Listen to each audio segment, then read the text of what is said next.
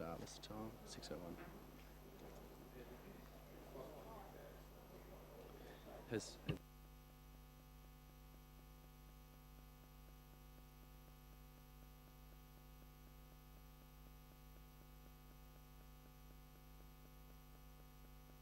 Okay.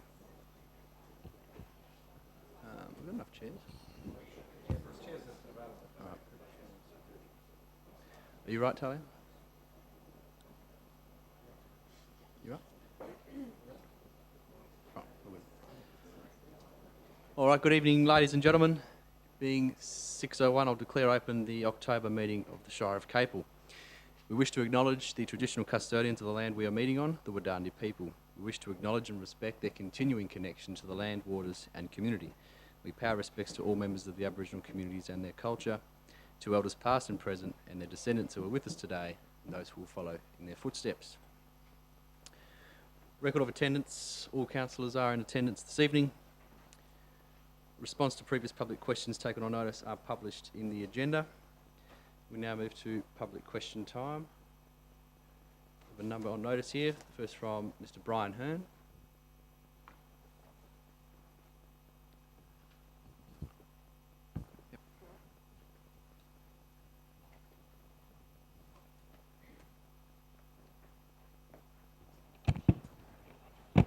Thank you, Mr. President. I'll be as quick as I can because I can see it's going to be a busy meeting.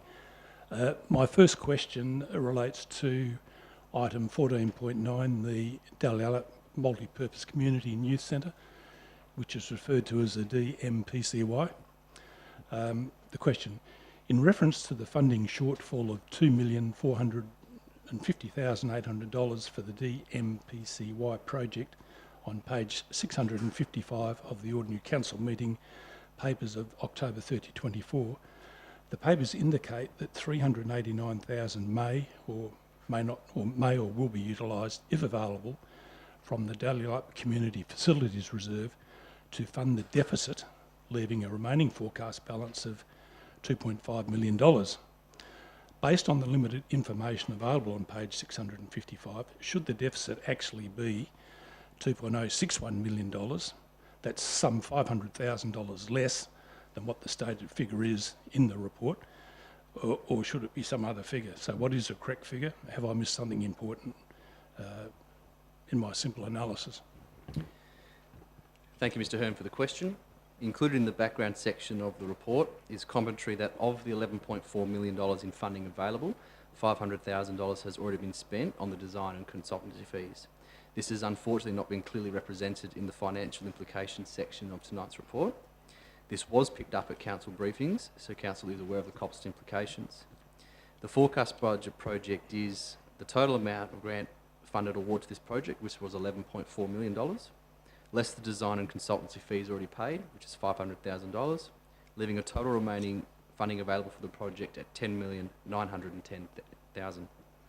The total forecast project cost, including contingency, is $13.8 million, minus the total amount remaining for the project, being the $10.9, leaves a balance of a funding gap of $2.95 million. Taking into consideration the funding from the Dalyella Community Facilities Reserve of $389,000, this does leave a balance funding gap of $2,561,713, as you've identified. Yeah, so clearly that's not in the report.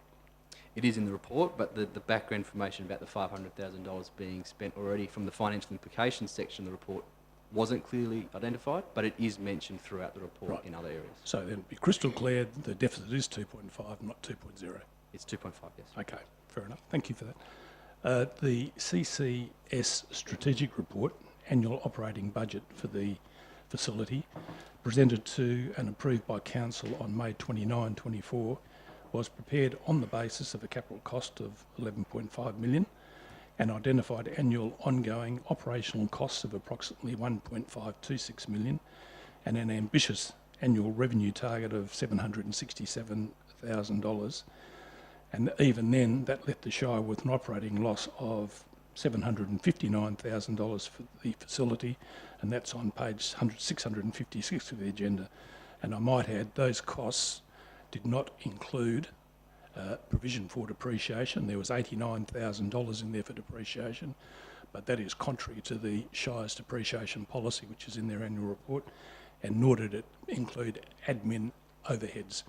And just to give you an example of the type of admin overheads that are allocated to facilities of that type, your libraries, cultural and heritage area attracted $554,000 of indirect costs for admin overhead in 24-25, and I can't find any of those costs in the budget.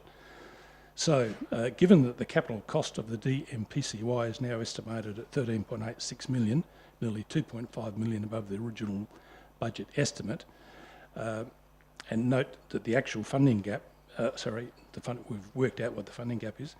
I guess what I'm saying is it does say that the shortfall will be decided after you monitor, it says acutely monitor, it says that you're going to do an acute monitoring of the project's expenditure trend is fully realised. Now, what does that actually mean? And how does it leave the Shire, and does it leave the Shire open to further cost increases? So in other words, what does acute monitoring of the project's expenditure trend is fully realised? That's what it says in inverted commas. What does that actually mean? The Chief Executive Officer. Pardon me, through you, Shire President. The project's anticipated annual running cost has been modelled on known data, staffing structure and requirements, etc., and industry benchmark cost assumptions from similar projects to inform the operational plan. The wording cannot be determined until the acute monitoring of the project expenditure trend is fully realised, is a statement acknowledging that the best known information and data has been used and that these will be reviewed following a reasonable period of actual operation when the facility opens, and that a base of trading history established. The Shire will ensure that the true running costs will be reported to Council on a regular basis, and these will be publicly available. In terms of the comment that you made around depreciation and administration costs, they are included in the table contained in the operational plan, but not using the technology that you referred to, but those costs are there. So, through you, Mr. President, the technology that I referred to, was that correct or incorrect? Through you, Shire President, the consultant in developing the operational plan has used different terms. The administration costs are there, but the depreciation is contained within the section asset. So it doesn't comply with what's in the Shire's annual report that was approved in July? It uses, through you, Shire President, it uses different terminology, but it complies. Well, I think you'll find it's 211,000 short, but anyway, we'll take that on notice. And I guess the other bit, indirect admin costs, 554,000 like we put into libraries. Why is there no indirect costs in there? Libraries already maintained in the data application. Sorry, I know Yeah, that. I yeah. use that as an example, but why isn't there any indirect costs for the Dalyellap facility in the budget? As this facility comes online, the existing resourcing that's located in the existing Dalyellap library will move across to this facility, and then, as has been said, as the facility operates, we find out what those new operation costs are. They will then be adjusted and maintained. With respect, Mr. President, the councillors sitting around this table tonight have got to approve the facility with an incomplete budget. So that's my point. I mean, I know you're busy, I won't argue it any further, but that is my point. So the next question, the capital cost of the DMPCY is now estimated at given that headworks costs of 610,000 and a further 909,600 for a variety of audio-visual and kitchen equipment are known and presumably make up a sizable proportion of the budget deficit, would not a professional approach have been to update the CCS strategic operational budget to identify what the actual operating deficit of the DCIB will be, given that the new capital cost estimates, so that councillors are fully informed of what they're accepting tonight and letting the Shire in for? So in other words, the CEO has prudently allowed 1.8 million for contingencies, but it would appear that of those contingencies, 610,000 and 909,000 have already been spoken for headworks and the fit out of the library and the kitchen, the fit out of the audio-visual and the kitchen. Am I wrong in my assumptions there, or? Were you referring to both previously adopted operating budgets, which were adopted in the May 24 report from CCS? The pre-tender cost estimate and the outcomes for the requested tender process headworks are as they were then. The audio-visual allowances are capital, not operational items, as they currently stand. It would not cause any operational budget update. The additional allocation to these cost areas totals $252,000. Most of the cost increase seen in this project has been in construction materials such as steel and concrete. Council members have been fully briefed on the details of capital cost items, allowance and provisional sums, contingencies, and the resultant total project budget. So in short, I think what you're telling me is out of a contingency of 1.8 million, we've got about 250,000 left for a project cost of 13.8 million. That's built already into that contingency, yes. Okay, thank you. So in addition to the funds that were already allocated, Yep. so there already were some, that's in addition to. Understand. Yep. Has the Shire considered two possible funding options? Firstly, leasing the kitchen and audio-visual equipment. If so, what costs would be incurred over a 5-year lease period rather than paying the capital cost up front? So some of the projects, such as the AV equipment, are provisional sums and have been allowed for outside of the main building contract. This allows for a capital purchase if it is the most cost advantageous. Should leasing be identified at the time to be the most cost advantageous, then this can remain unspent and be transferred to an ongoing operational cost. So where can I find those capital costs? They're included in the report. Oh, There's those AV provisions. as along part with of the deficit. Okay, Yes. That's as per your previous question. That's seen those additional increases, okay. which is the resultant 252,000. Understand. Yep. Secondly, had the Shire considered borrowing 2 million over 5 or 10 years at 7% to fund the proposed deficit?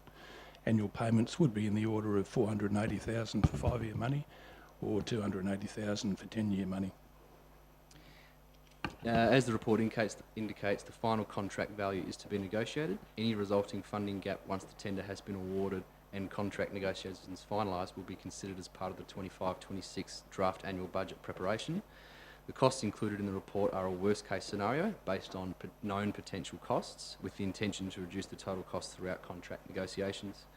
Council has been briefed on these options at a DMCYC workshop held earlier in the month.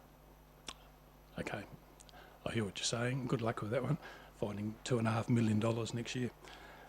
Finally, with regard to the car park, and I apologise, obviously we haven't read the tender submitted by the Perkins because it was confidential. But with regard to the car park, what is the size and number of car bays required for the facility to operate effectively? What dollar amount has been set aside for the car park? Is this an additional cost, or is the cost included in the Perkins tender? And the reason I asked the question is that I did read through the tender document, but I couldn't find the specifications in the tender document for the car park. I know it's an 80-page document and I may have missed it, and if I have, I apologise. The car park is part of the overall project deliverables and is included in the submitted tender price. Each tenderer provided separate prices as part of their own submissions. Following Council's endorsement of a tenderer, whoever it may be, we can make that figure for the car park available as a separate portion. There, to be constructed, is 150 car bays and 2 aquad car bays, and these will be installed in addition to the car parks installed as part of the skate park construction in October 2022. That's good news. So it's included in the Perkins tender. Yes. Yep. Okay. Second question, and thanks for those, relates to employee costs. Following my question during question time at the September 24 Ordinary Council meeting in relation to the Shire's July 31st financial report, the statement was made that the Shire would reassess its approach to budgeting by no longer profiling, unusual term, profiling the budget and developing a more accurate, informed approach to budgeting with the intention of better informing ratepayers and indeed councillors of how budgets are set and how dollars are being spent. I have since raised further questions via email concerning the Shire's employee cost budget expenditure. It beggars belief that after raising the question at the September 30 council meeting, we find that employee costs are $333,000 underspent, and the explanation I was given that the employee cost budget includes insurance, workers' compensation, PPE development, training and the like. Is that a reason for the underspend? Why weren't the monthly budgets adjusted following the statement made at the September 4 Ordinary Council meeting? Budgets would no longer be profiled. Am I correct in assuming that the Shire does actually run an accrual set of books? And I'll finish the question, you can answer the two at once. How, after 3 months of the financial year, can the employee cost budget be underspent by 333,000, especially when the Shire had only one vacancy at July 1st, 24, and 3 now, as was recently informed by management on the 25th of October 2024. And for what it's worth, $333,000 of underspending is equivalent to having 15 staff on $100,000 a year unemployed for 3 months, just as an example. The CEO. Through you, Shire President. The total salaries budget includes around $10 million in direct salaries and wages, with the remaining funds attributed to superannuation, training and development, insurances, PPE and the like. The Shire's salary budget was forecast with recruitment staging profiled or estimated. Ideally, recruitment of a preferred candidate would be achieved quickly and at the first attempt. The Shire has been focused on ensuring new employees have the right technical capabilities and fit for the role and for the organisation, rather than settling for a less than ideal candidate to quickly fill a recruitment gap and reduce salary expenditure. Practices such as these often result in high staff turnover, lack of continuity of outcome, performance managed matters, and ultimately re-recruitment costs. Recruiting the right high quality person to fill any role is paramount, and the reality is that this is not always achieved in the first recruitment process or as planned. This results in delays in recruiting and under expenditure of salaries. The Shire currently has a number of vacancies that have needed multiple recruitment processes, and including those in the first tranche of recruitment in the first year of the workforce plan. The Shire currently has a number of vacancies and several new positions as part of the workforce plan, which are all being managed in various stages of the recruitment process: advertising, referee checks, security checks, contract negotiations. As you can appreciate, at this point in time, those positions are not expending salaries. So I think I was told there was one vacancy on the 1st of July and 3 on the 25th of October. How does that equate to $333,000 underspend? I don't get it. Either there's something wrong with the way you're budgeting, or you're not recording your expenditure. It's one or the other. As I mentioned in my answer, Mr. Hearn, it also includes the first tranche of the new positions. You remember that Council improved, I think, 12 or 13 new positions as part of year 1 of the workforce plan. It includes the first tranche of that recruitment. When I asked that question at the ratepayers meeting over in the Capel Shire Hall, when you're considering the draft budget, I was told that that $975,000 allocated for 11 or 13 new positions was budgeted in the second half of the year. We're still in October. First tranche of those, President. First tranche of those positions was budgeted for before Christmas. The second tranche after Christmas. Okay, thank you. In responding to my comments on the proposed 24-25 draft budget, I did in June 24 and again in July 24, prior to the adoption of the 24-25 budget in relation to employee costs, state that the budget was overstated by a conservative $400,000. This is the salaries budget. And more recently, I said an even more conservative $265, with my estimate relating specifically to savings due to delays in filling vacant staff positions, and that the Shire's differential rates could or should have been adjusted accordingly. Did the lack of understanding of this basic accounting principle that has been played out over each of the last 3 financial years in the Shire of Capel contribute to the extraordinary increase in rates in 24-25, and in my case, a 29% increase? Thank you, Mr. Hearn, for the question. I suppose there's a number of other cost areas that the Shire has included in this year's budget. There is also the ERP. There's a number of strategic projects that the Shire is also working on, as well as carry forward increases from projects that have been held over for a few years now that we have made to the community commit to doing. But raw materials such as gravel has increased in cost, which has made it difficult to complete those projects. They have required additional resources to do so. I think, as has been mentioned by the CEO, there is efforts to employ these new positions as well, and the underspend in that area. That will be made up as those positions are filled and the second tranche of employment positions come online as well. But we are working to ensure that we deliver this budget in full, given the ask that we had from the community this financial year. Appreciate the response. And finally, with an employee cost budget of 13.260, with all the extras that the CEO mentioned, for 24-25 are now underspent by 10% or 333,000 after only 3 months. What is the projected outturn at the end of 24-25 for the salaries budget? And also, if you could tell me how many vacant positions you've got as at today, that'd be appreciated as well. We'll take that on notice, Mr. Hearn. Oh, well, it's a question I submitted. Yeah, unfortunately, we didn't pick that out of how they were submitted. Yeah, we thought it was included as part of that previous response that you had, so we'll take that on notice to ensure we give you a specific response to that. And you don't know how many vacant positions you've got as at today? Off the top of my head, I'm not sure. As I mentioned, Mr. Hearn, we've got, I think, 3 current existing employee vacancies. So that's positions that existed before the new positions that were approved by council within the workforce plan. Okay, 3. Thanks. And the last question relates to materials and contracts and finance costs.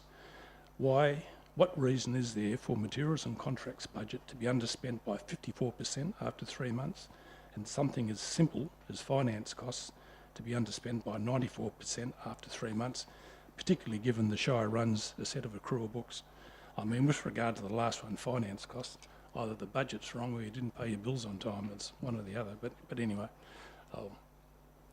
the materials and contracts year-to-date operating expenditure at 30th September 2024 is shown to be below budget estimates by 32%. It's had 54% in the papers. I had 32%. Yeah, we'll correct that. Maybe in the If council's I've got that papers. wrong, we'll Okay. The variable nature and timing of expenditure relates to operating costs such as legal expenses, consultancy costs, waste costs, etc., relative to when these services are either contracted or procured directly by officers or through negotiated price contract agreements, with services then rendered through the creditor payment process. The operating budget has been completed for the 2024-25 financial year with a view of adjusting future profiling of the operating costs during the budget setting process. Finance costs applicable to the 23-24 financial year are accrued to that year, with a reversal that was applied in the first month of the 2024-25 financial year. The loan interest expense, which you had as part of your question, will be recognised as the loan repayments are made as per the loan schedule, which will reduce the accrual reversals in the first 6 months of the financial year. There is currently no change to the 24-25 budget finance costs. So what you're telling me, when I was told last month the budget was being profiled and redone, it wasn't redone. Is that what you're telling me? It has been profiled, and they're looking at a future adjustment. The question remains, if the finance costs are out 94%, either the budget's wrong or you didn't pay your bills. It's got nothing to do with accruals. When you run accrual accounts, either your budget's wrong or you didn't pay your accounts on time. It's one or the other. Can't be anything else. I mean, am I missing something here, or am I missing something here? Anyone? The question's been answered, Mr. Hearn. Well, okay. Well, thank you and have a good meeting. And also thanks to the councillors who contacted me. It's very much appreciated. Thank you, Mr. Hearn. Mr. Warren Metcalfe.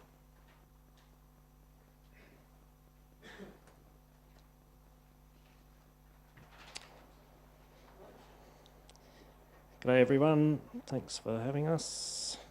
Myself and my friend over here represent the Crossing the Bustle Highway initiative. Been here once before, a little over a year ago now. Pretty much nothing occurred then, but since then we have progressed a little. I believe the council is working with the Department of Main Roads, and we're still looking for a solution to cross the Bustle Highway at the Jalora into Dawyellup section there. We're just wondering how that is progressing. Sure. Thank you, Mr. Metcalfe, for the question. The Shire has completed conceptual designs for various options between Sleaford Drive and Hastings Road. These have been discussed with Main Roads WA and the local member Don Punch, with constraints identified along the length of the corridor. These are being worked through as they include items such as resumption of land, removal of vegetation, construction of retaining walls, and allowance for drainage along the Bustle Highway Road Reserve. There are also some engineering challenges associated with that. Main Roads WA also indicated that future planning and upgrade of the intersection at Bustle Highway and Hastings Road would consider pedestrian and cycling connectivity when work is undertaken to connect the new Wicklow Boulevard connection through to Dalyella. The outcome of this work identified the section connecting Norton Promenade to Francis Road as the option to take following community feedback. We aim to bring this information back to the community for consultation, which will occur soon. We also encourage residents to get in touch with Don Punch MLA's office to share their views on the project. Thank you. It has been close to 2 years now. Again, something that seems so logical. We're wondering, again, why is it taking so long? Is it going to take an injury or a death to a child? Because that's mostly who uses it. Before something happens, we've got to get something done. It's certainly not an outcome we want, but as mentioned, there are difficulties regarding the land, engineering, road reserve widths and the utilities that are in that area. But we are going back out to the community very shortly on that feedback. Yeah, thank you. I'll just quickly read out a post that I saw, just in case you're not sure how important this is. Someone wrote this, I'll leave it anonymous. I feel compelled to speak about my concern for our young people's lives. This morning, 20th of the 10th, 24, at approximately 7:50am, I witnessed a group of 4 school children waiting in the island of the Bustle Highway at the Francis Road intersection to see the first 2 school children, complete with school bags, sprint across the highway to Dalyella between cars and trucks in front of me. As I passed the other 2, they were lined up like Olympic sprinters to also run the gauntlet, just to hear the bigger one, boy, coaching the younger girl when to sprint. I watched in the mirror, hoping and praying that neither of them slipped or slowed, as they were definitely not safe. With the amount of traffic on the road at that time, I feel that it's going to be a disaster at some stage unless a suitable crossing is supplied or suitable transport is put into place. Maybe a parent roster to get these kids to Dalyella and back for school. It shouldn't come to that. It's just a crossing, for Christ's sakes. Thank you. Thank you, Mr. Metcalf. We'll take that feedback. Mr. Gary Hutton.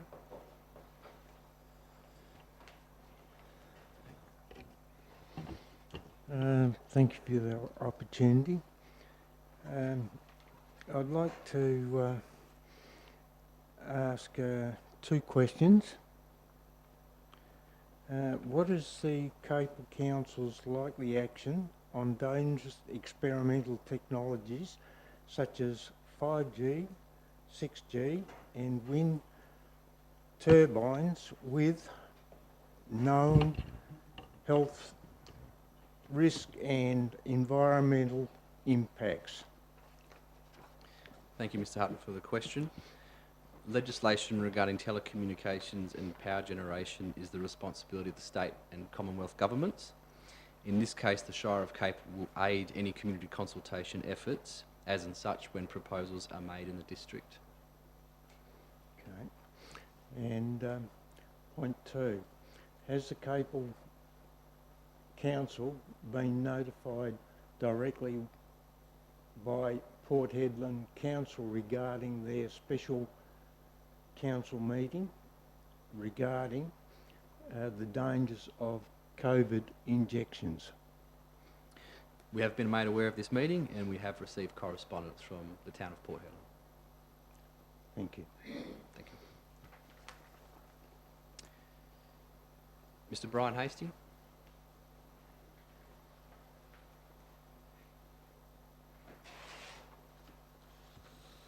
Good evening, councillors, President, CEO and people in the gallery. Let me say that these questions are from concerned Capel Shire ratepayers and residents. I have omitted their names as I don't have permission to use their names publicly. Question 1. Will the council consider an off-leash, fully fenced area for small dogs in Dalyella? We are currently reviewing the Harewoods Road site for a potential reinstatement for public use. The reserve previously operated as an off-leash area. but was closed to manage and identified asbestos contamination. The Shire is currently obtaining quotes to fence off part of the open area that may allow for off-leash activities. Question 2. The maintenance standard seems to have declined in Capel compared to 5 years ago when it was impressively well kept. Could the council clarify what has changed with the mowing and weeding of verges in Capel? Verge mowing has been completed along dedicated walkways and drainage infrastructures, with verges adjacent to private properties to be attended to over the next fortnight. The Shire is currently undertaking a service review of all public open spaces, including verges. This service review will inform future work schedules and budget allocations and provide service schedules and standards for staff to adhere to. We'll also make these public so that the community are aware of service standards in their area. Question 3. The current verge along Spur Street is challenging to walk on, especially with limited maintenance, making it difficult for pedestrians to use safely. Could the council consider constructing a footpath along Spur Street to better connect the industrial area with the town and centre and residential area? The Spur Street footpath is not currently on the Shire's 10-year road program or path program. However, this may be considered as part of future budget processes. The Shire is also going to be undertaking our community feedback survey in the coming months, which is a great place for residents to raise new infrastructure projects. Question 4. Could the council consider providing additional tip passes to compensate ratepayers for the lack of hard waste collection during the previous rate cycle to help reduce illegal dumping in the bush? Vergeside collection is completed within a financial year and includes 1 hard waste collection and 2 green waste collections. For the 2023-24 financial year, the hard waste collection was completed in July 2023, with the 2024-25 hard waste collection to be completed in February of 2025. We do understand that there is a gap in that. However, this change in date was made following community feedback received as part of a review of our waste services conducted late last year. Feedback mentioned that the weather and high winds during the winter months caused debris to be blown through the suburbs and reduced recycling participation rates. The Shire will meet its obligation to provide this service within the financial year that ratepayers were levied. Further approaches to hard and green waste collection will be included for consideration in the Shire's draft waste implementation plan. Question 5. How much of the rates collected are held by Shire in an account and how much goes into consolidated revenue fund? All rate revenue collected from residents is held and remains in the Shire accounts. No Shire funds are transferred outside of these accounts apart from expenditure payments. Funds received from levying rates offsets the Shire's main expenditure areas. The 2024-25 annual budget document, which is available online, details where these funds have been directed to cover costs. Question 6. We pay full rates. Could council consider sealing the dirt portion of the end of Prowse Road in Capel, which has been an ongoing issue for over 30 years? Despite regular grading, that doesn't increase traffic significantly impact residents' health. Prowse Road is not in the Shire's 10-year road program, however may be considered as part of future budget allocations, as well as feedback sought from the community. In addition, Prowse Road is covered by a structure plan with a condition to upgrade the road. Subdivision is yet to occur, so there is also some issues to work through there. Question 7, predominantly Boynup this is, for the next few questions. Could the council increase the frequency of verge mowing from once a year to once a month or every 6 weeks to improve the upkeep of our community spaces? The Shire is currently undertaking a service review of all public open spaces, including verges. This service review will form future budget commitments and provide subsequent service schedules and standards for staff to adhere to. Currently, verge mowing is attended to on a 12-week basis. As mentioned in previous question, we'll publicise these commitments. It is also worth noting that in Capel and Dalyellup we are ahead of our verge mowing schedules. In Bonnet we are behind, but an additional team has been brought on board to try and catch that up. Okay. Could the council address the recent issue with incorrect Shire rate calculations? Will overpayments be returned to ratepayers until the correct amounts are determined, with an understanding that the adjusted payments will be made once the corrected rates are provided? The recent matter relating to the Shire's adopted rates is due to an administrative error between the format of the figures and the column heading in the Shire's adopted rate table, and not an error in the actual rates notices that were issued and the rates that have been paid. To rectify this administrative error, an application has been made to the State Administrative Tribunal to quash the adopted rate table, allowing for the correction in formatting of the table heading, and the terminology to be represented to Council at the November 2024 OCM. Question 9 from another resident of Woynup. I'd like to ask the council can prioritise mowing the verges as the entrance through the town are looking quite unkempt. Additionally, could we also clear the debris off the paths, including overhanging foliage, tree nuts and sand? These pose hazards for pedestrians and cyclists. Verge mowing has begun along South Western Highway, Turner Street, Bridge Street and Penn Street. Other areas will be attended to over the next fortnight. Question 10. What steps are being taken to ensure trees are regularly trimmed on blind corners, particularly on the corner of Penn Street and the South West Highway, to improve visibility and safety for residents in Boyna? The Shire has built an annual tree pruning list, which is reviewed and updated each year in March. These works are undertaken prior to winter each year to address line-of-sight issues, overhanging limbs, western power clearance issues and public safety concerns. There is also a policy for consideration by Council tonight that also sets a bit of a criteria on what trees are considered to be an issue.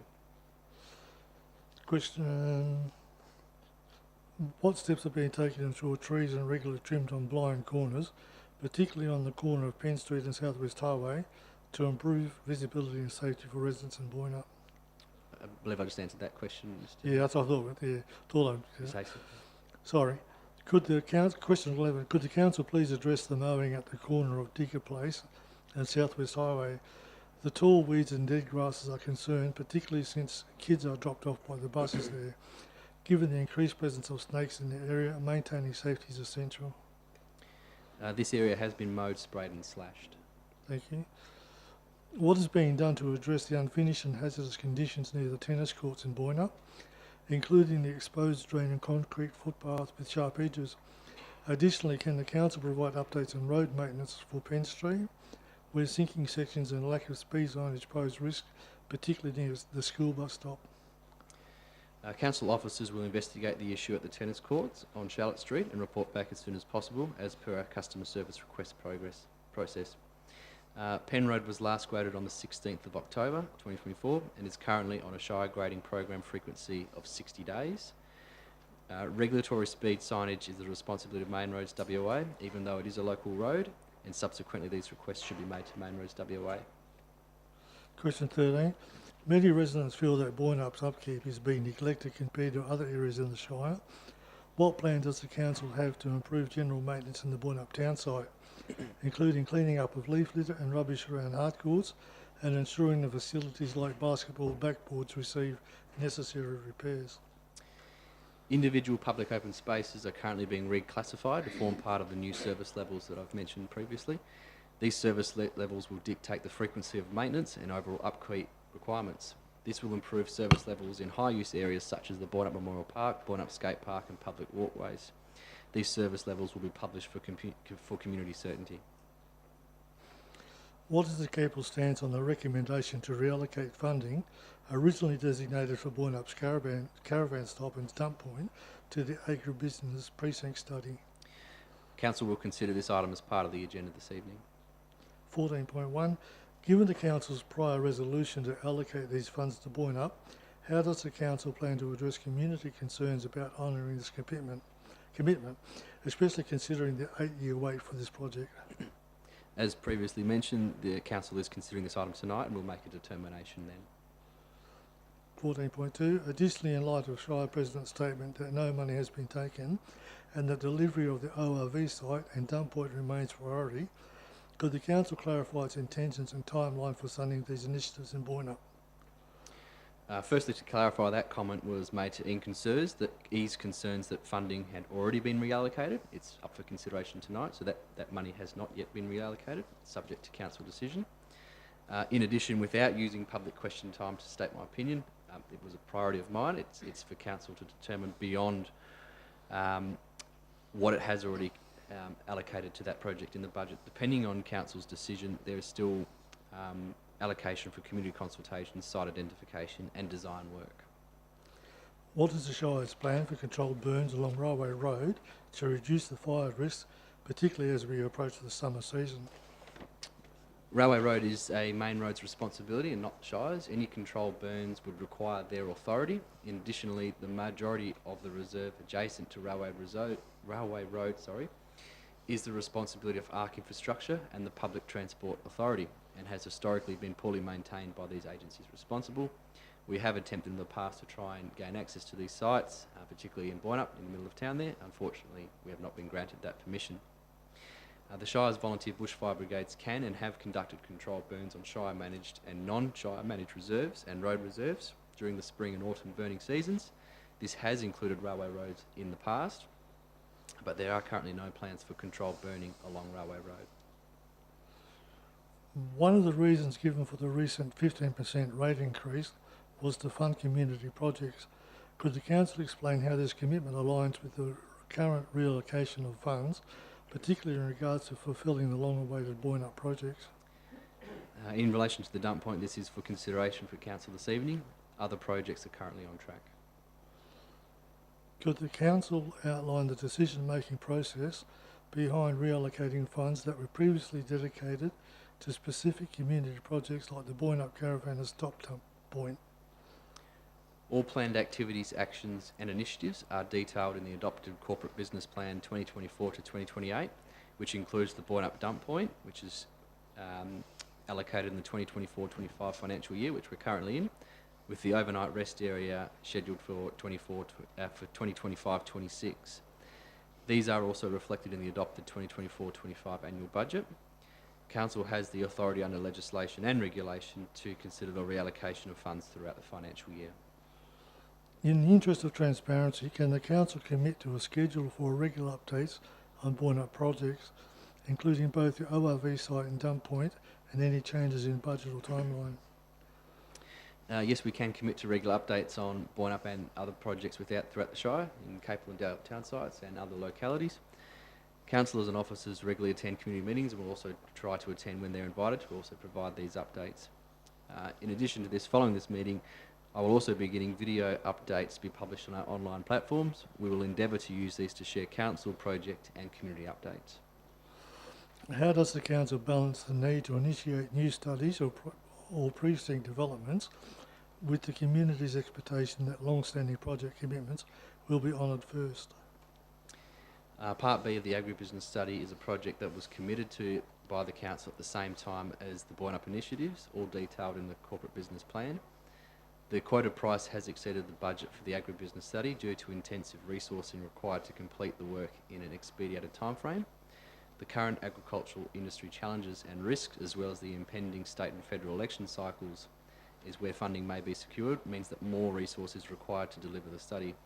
Council has been asked to reallocate funds to achieve this, and it's up for consideration this evening. Question 20. Given the recent increase was partly justified by the need to fund community projects, could the Council provide specific examples of how these additional funds are directly benefiting Boynup, particularly with regards to long-standing projects like the ORV site and dump point? The current corporate business plan and annual budget includes initiatives in Boynup such as the LED sports lighting from Memorial Park, the toilet refurbishment at Lion Parks, the Lion Park sewer connection design, upgrades to the standard of the grass surface at the Memorial Park, event space, a new town site strategy, and place development plan for Boynup, which will be completed as part of the Shire's integrated growth framework this financial year. Future years of the corporate business plan include the ORV area and Fettler's Lions Park master planning. Will you take two more questions on notice? As this I've got them after, so just say I don't have to talk after when you ask for more questions. Will you take the two more questions on notice? Sure. If legislation requires that all taxes raised must be deposited in Commonwealth Consolidated Revenue Fund, and the Shire rates are considered a tax, evidenced by the lack of GST applied since tax cannot be taxed, does the money raised from the Shire rates remain in control of the Shire Council's depository account, or is it deposited elsewhere? The other question, which is my last one, considering the Shire's emphasis on promoting tourism and improving facilities for ratepayers, can the Council explain why essential maintenance at Capel Parks, particularly Earl Scott, appears to be neglected? Benches and barbecues are seldom cleaned, and the toilets were fully blocked for over a week a few months ago. now only receiving minimal cleaning 3 times a week. How does the Shire plan to genuinely improve upkeep and show real care for the community facilities we rely on? I suppose to your first question, it's a similar response to question 5, that all rate revenue collected from residents is held and remains in Shire accounts. This could be in general revenue or in reserve accounts that we have. No Shire funds are transferred out of these accounts that are not under the control of the Shire unless it's for expenditure payments. In relation to the second question, we'll take that on notice if there's some service issues in the Scott Reserve and have them looked into. All right. Thank you very much for your attention, councillors. Thank you, Mr. Deputy, President and the CEO, thank you. Probably just add to the end of that as well, Mr. Hasty as well, all residents are encouraged if they do have an issue or a service issue, they need to contact the Shire through our customer service team or email info@capel so that we actually have a record of it and we can deal with it. People don't need to wait for a council meeting or someone to say something on social media. Please get in contact with us so we actually can work on these issues. But, thank you. Rita May. Good evening and thank you for the opportunity to ask some questions. My questions will be based around public health and safety. What's the Shire's position based on latest findings regarding adding of fluoride into the water supply? The Shire has no formal position. Council has acted in accordance with previously declared state of emergency. Sorry, hang on. You're talking about just water first, aren't you? Yes. The addition of fluoride in the drinking water occurs under the authority of the Water Corporation, the Department of Water. There's no consultation with the local government. Okay.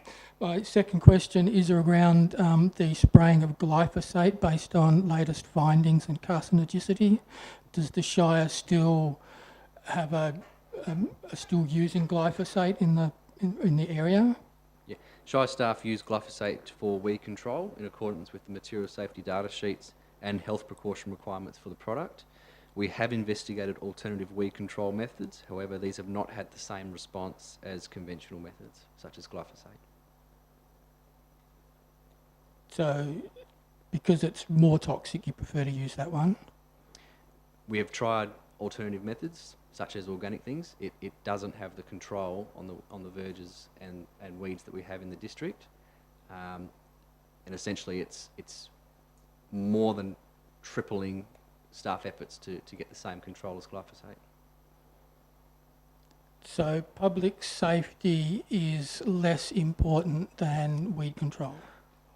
The product is used in accordance with the material safety data sheets and in line with health precaution requirements for the product. Latest health precautions or just previous health precautions? The latest. Okay. And one more question, especially around Port Hedland's meeting that they've just held recently, which the Shire's acknowledged that they have received correspondence. Due to the events of the last few years, and we're finding out that information which was originally promoted heavily is found to be quite false and misleading. Will the Shire Council be taking just blanket advice, or will they be seeking more quality advice if a future pandemic approaches? I suppose similar to the previously declared state of emergency, the Shire of Capel will act in accordance with directions issued by the Commonwealth and State Chief Health Officers at the time. So if we get a similar scenario and the same heavy-handed approach, the Shire will fully accept and go along with those recommendations, regardless of knowing that a lot of what we were told was an absolute lie, and it's proving to be quite difficult through the courts at the moment. The Shire will act in accordance with directions issued, as well as any management plans that we have in our local emergency management arrangements, if it's on a similar nature to COVID, if it is a pandemic. Otherwise, yeah, we'll act in accordance with directions issued by the state and Commonwealth governments. Okay. I have got a couple more questions, which I'll put the Shire on notice. It's in writing.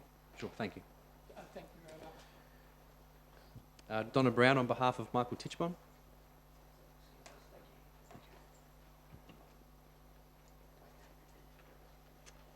Oh, good evening. They're actually my questions tonight. So that's okay. That's okay. Good evening, councillors, CEO, Mr McMile, staff and members of the public.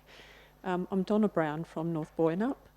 My questions are in relation to the extractive industry licence, which is referred to as an EIL at 418 Duquesne Road, North Boynup, and what conditions are in place for the road maintenance of both Quillup and Duquesne roads. This was formerly an application with the Shire of Capel in 2021. Question 1, truck movements. This matter went before the Regional Joint Development Assessment Panel on 28th of April 2023, where there was an approval to significantly increase truck movements from 288 to 1,800 truck movements per week. To briefly recap, the original number of truck movements approved were 12 per day over a 5.5 day period, totalling 72 trucks per week. After an earlier SAT hearing, these movements were increased to 144 trucks per week, effectively doubling the number. So this calculates to 288 single truck movements per week.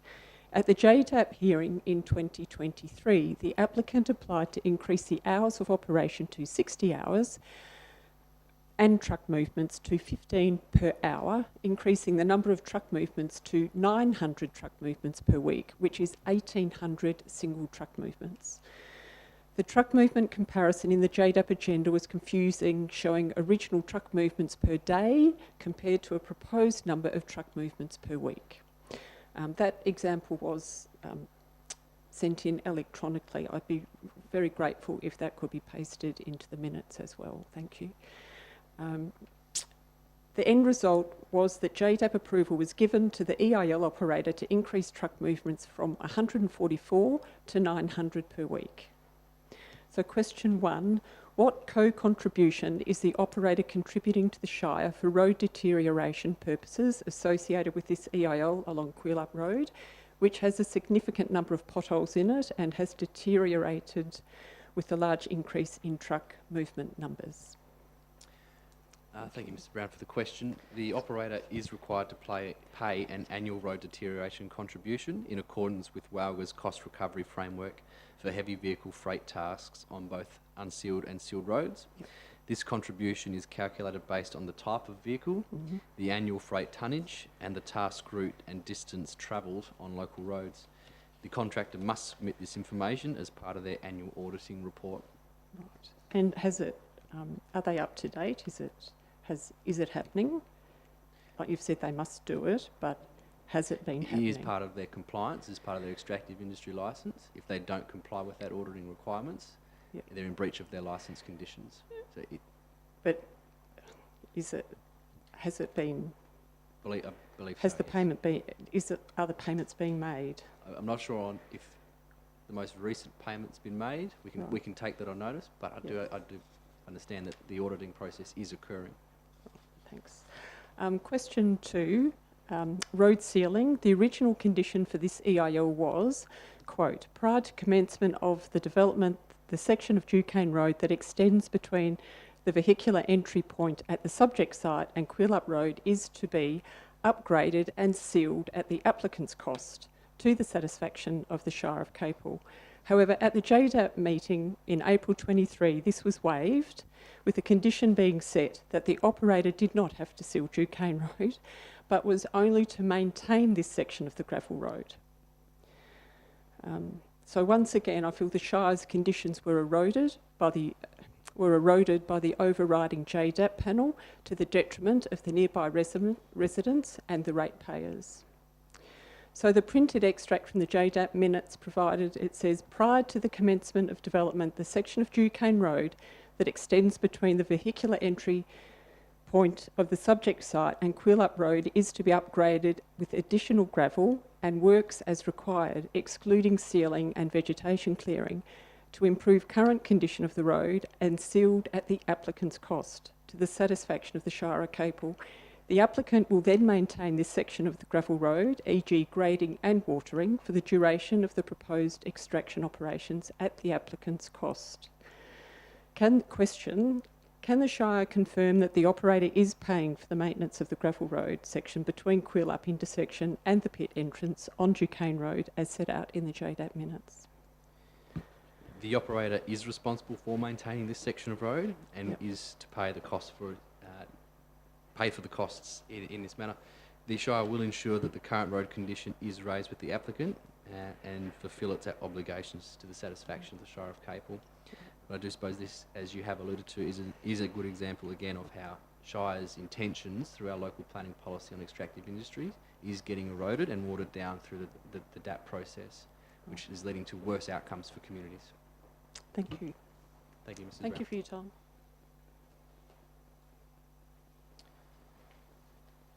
Mr. Michael Southwell, present. Things that questions are on notice, so I will read them out. Question 1, since it has now been established that the quantum of rates collected by the Shire of Capel 2024 do not reflect council rates resolution, have these been collected without legal authority and therefore should the amounts be repaid? In response to that first question, an administrative error has been identified between the formatting of the numbers and the sub-column heading in the rates table adopted by council. The rates notices issued by the Shire and the rates paid by residents to this date are correct. The quantum of rates collected will not be affected by any administrative correction. Residents have been levied and have or will pay the correct amount of rates. There is no reason to provide any resident a refund. Question 2, if council seeks it and the existing rates decision is quashed in scat, will that mean that the Shire has no legal right to continue to collect and hold rate payments incorrectly demanded from ratepayers so far until new rates resolution is adopted?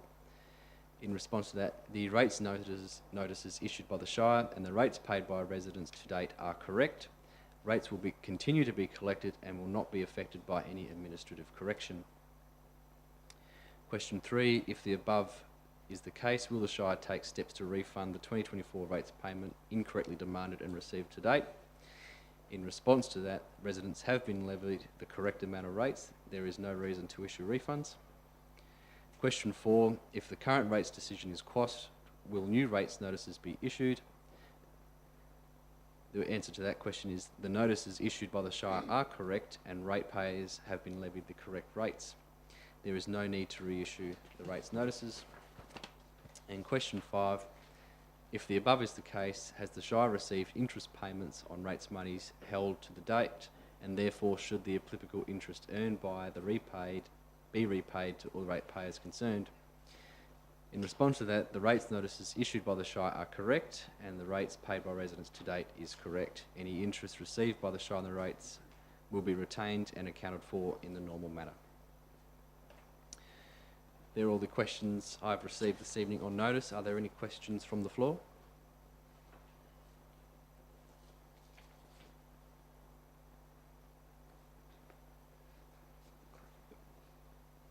No? We'll move on to applications for leave of absence. Are there any applications for leave?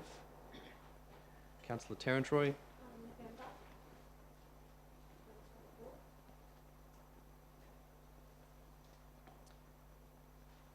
Are there any further applications? I'll put in an application for January 2025.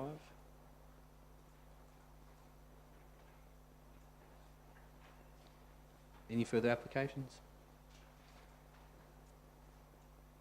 I'll put in February 2025.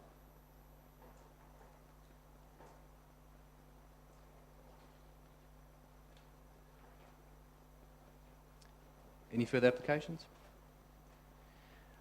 I'll move that Council approve the leave of absence request from Councillor Terrantroy for the November Ordinary Council meeting of 2024, for Councillor Kitchen for the January 2025 Ordinary meeting, and from Councillor Sciano on the February 2025 meeting.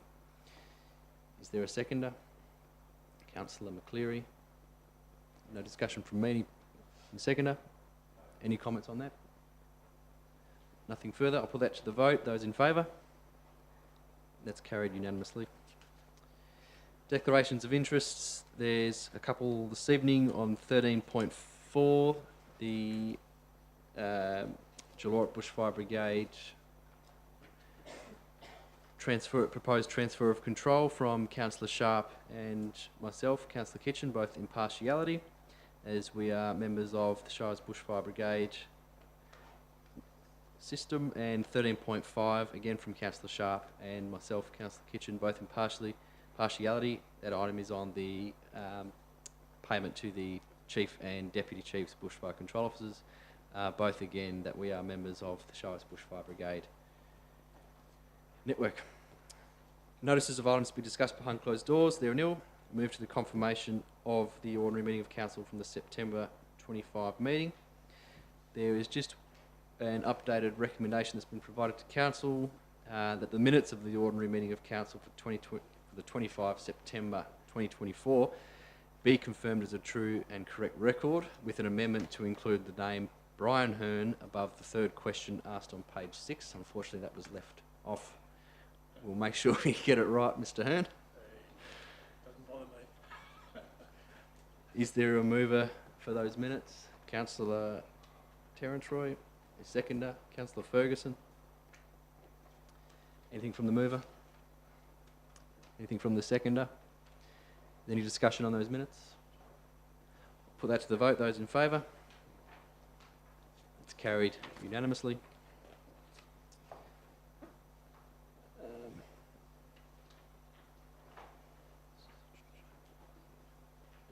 Apologies, I'm just having some issues with my device. Announcements by the presiding member without discussion. My report is included within the agenda. The only other announcement this evening is that recently the Shire of Capel has been certified as a roadwise council, and we get a nice badge to signify that. The benefit of the Shire becoming a roadwise council includes a guaranteed minimum amount of road safety support through the Road Safety Advisor, the use of roadwise brandings, direct access to Argos road safety services, tools, resources, training, professional development opportunities, and eligibility to participate in roadwise recognised initiatives. Actions that will come from the roadwise council for council will come in future years and be included in future budgets. Item 10, petitions, deputations and presentations. First presentation is from John Saunders, representing the Boyne Progress Association. On item 13.3, request for tender 2411 Agribusiness Precinct. Page 37. Thank you, Mr. President, CEO, councillors and staff. Our concern here is in the agribusiness resolutions that there is a matter that says the resolution for Council item 2.2 states endorses the reallocation of 205,000 from EDT3, develop and implement a self-contained caravan motorhome stop and dump point in Boyne, and that is in the 24-25 budget. Now, we were completely unaware that Council was even considering this. The only reason that we knew about it was one of our members who had an interest in the agribusiness read the agenda and then rang me and said, look, do you realise that the council is going to reallocate the money that you're going to use for the dump point to the agribusiness sector? And I thought he was joking. But when I read it, I realised that was there. So the first issue was a lack of transparency, that if council is going to do something that has a significant impact on a group of people where you've already, only 3 months ago, put in a resolution to support the building of this facility and allocate the funds, that then there is a resolution buried in agribusiness, which I would never have thought to have a look at, to reallocate these funds, and we had not been contacted at all. So I think we deserve at least that. And look, if somebody had contacted us, we're happy to sit down and discuss things and see if we can work something out which will help everybody. We've been at this since 2016. We've been lobbying this council since then. It has been on every agenda, both general meetings and committee meetings. We've got an AGM on the 19th, and it will be on that agenda. And looking at what's in the agenda, we would think it's probably going to be on our agenda for another 2 years. So we're looking at 8 to 10 years to get this facility.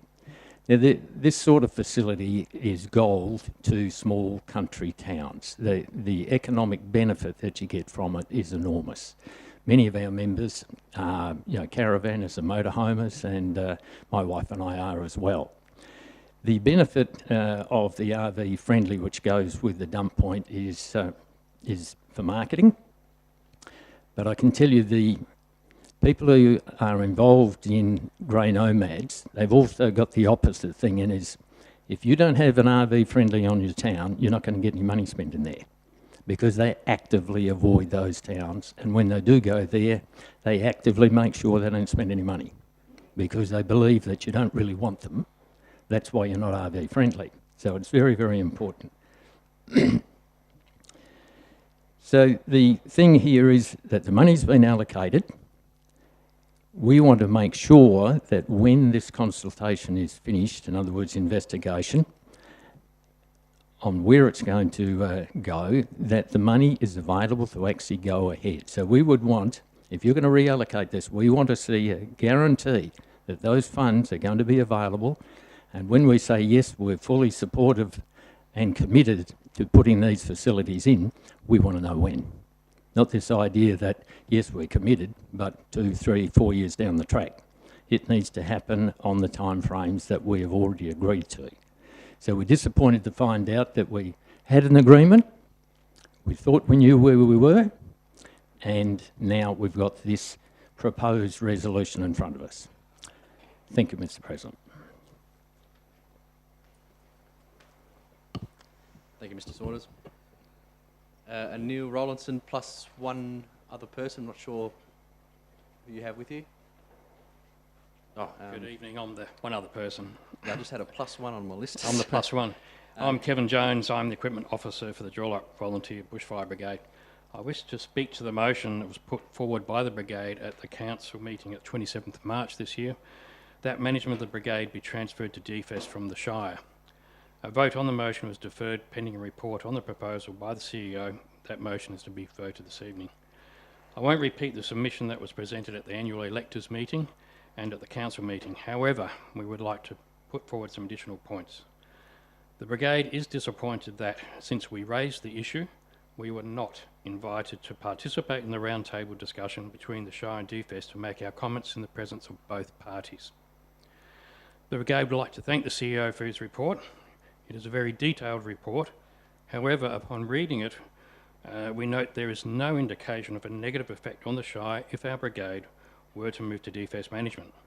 Significantly, the CEO has noted there would be, and I quote, no long-term financial implications by the move. It makes sense that we merge with DFES, given the recent boundary changes in May. That puts the Joylop and Dalyup areas under the jurisdiction of DFES and Bunbury First Career firefighters. The new gazetted fire district means for fires in our district we're no longer under the immediate direction of the Capel Shire and Chief Bushfire Control Officer. However, we will always still respond to calls from the Capel Chief Bushfire Control Officer to incidents elsewhere within the Shire, as we do at present and as one of our crews did today on the south side of the bore. It is noticed in the CEO's report that DFES would require all brigades in the Shire to move to DFES. However, there is already a precedent set where that has not been required in the Shire of Aruna, Shire of Murray and Shire of Augusta, Margaret River, where single brigades have moved to DFES. The approaching fire season is looking to be worse than last season, which means a lot of hours for volunteers. The last thing we need is to be doing duplicate reporting of fire incidents to both DFES and the Shire. These reports take some time to do. The Shire has only one emergency services officer, so when that person is not available, there can be delays in responses to our requests for urgent vehicle repairs, etc. With DFES, there is always someone available to address any issues we may have. As the CEO pointed out, either way, there is no financial implication. However, if we move to DFES, then that is one less brigade for the emergency services officer to manage. Maybe this can be considered a cost saving. Responsibility for liability and insurance for the brigade members would move to DFES from the Shire CEO. At present, members of the brigade provide financial donations for community events we host, either out of our pocket or through fundraising. No funds for these are provided by the Shire. Under DFES, we would be given funding for these events up to $10,000 per annum. Yes, the Shire does provide personal protective equipment, but DFES also supply additional items such as dress uniforms, etc. for community events, so we don't have to wear our smelly PPE. We note that DFES have indicated that in the short term our brigade would remain as a bushfire brigade if they took us on. However, under direct management of DFES, we could, in time, if required, become a volunteer fire and emergency services or VFES brigade. And so our members can be utilised to assist with other emergencies other than just fires. This cannot happen under Shire management. Fire and emergency services volunteers respond to a range of local emergencies, including bushfires, floods, vehicle crashes and land searches for missing persons. The brigade is very proactive. We have already participated in pre- and post-disaster planning training with DFES. WA is the only state or territory in Australia where volunteer bushfire brigades are managed by local government. In other jurisdictions, they have determined management by the state or territory emergency services is the best way of dealing with emergencies such as bushfires.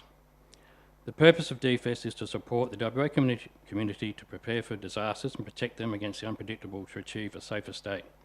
DFES operate 24 hours a day and employ over 1,800 operational and corporate staff. As I said, our brigade is a progressive brigade and believe this merger would be best for the safety of our community, dealing with population growth and climate change having a significant impact, which includes the extremes of weather, resulting in more severe fire seasons along with tornadoes we've had recently in Bunbury and floods, etc. We sincerely hope the Shire of Capel councillors will agree with our points we've raised and vote to allow the transition of the management of the Jollorap Bushfire Brigade to DFES as soon as possible. Thank you for your attention. Thank you, Mr Jones. Mr Rowlandson? I'd like to reserve my right to speak after Mr Scott. I usually deal with them in order that I've received, and I received yours first.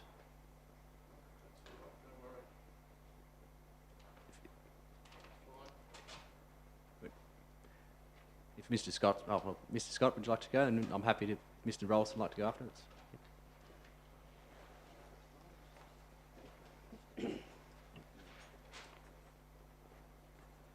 Thank you, Mr Chairman.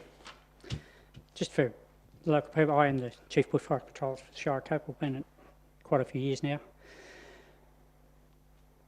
And I read all the agenda, going through all the replies, the questions asked, the reasons why the Jollorap Brigade feel they should leave the Shire and go to DFES. I've just written out a small page of my thoughts.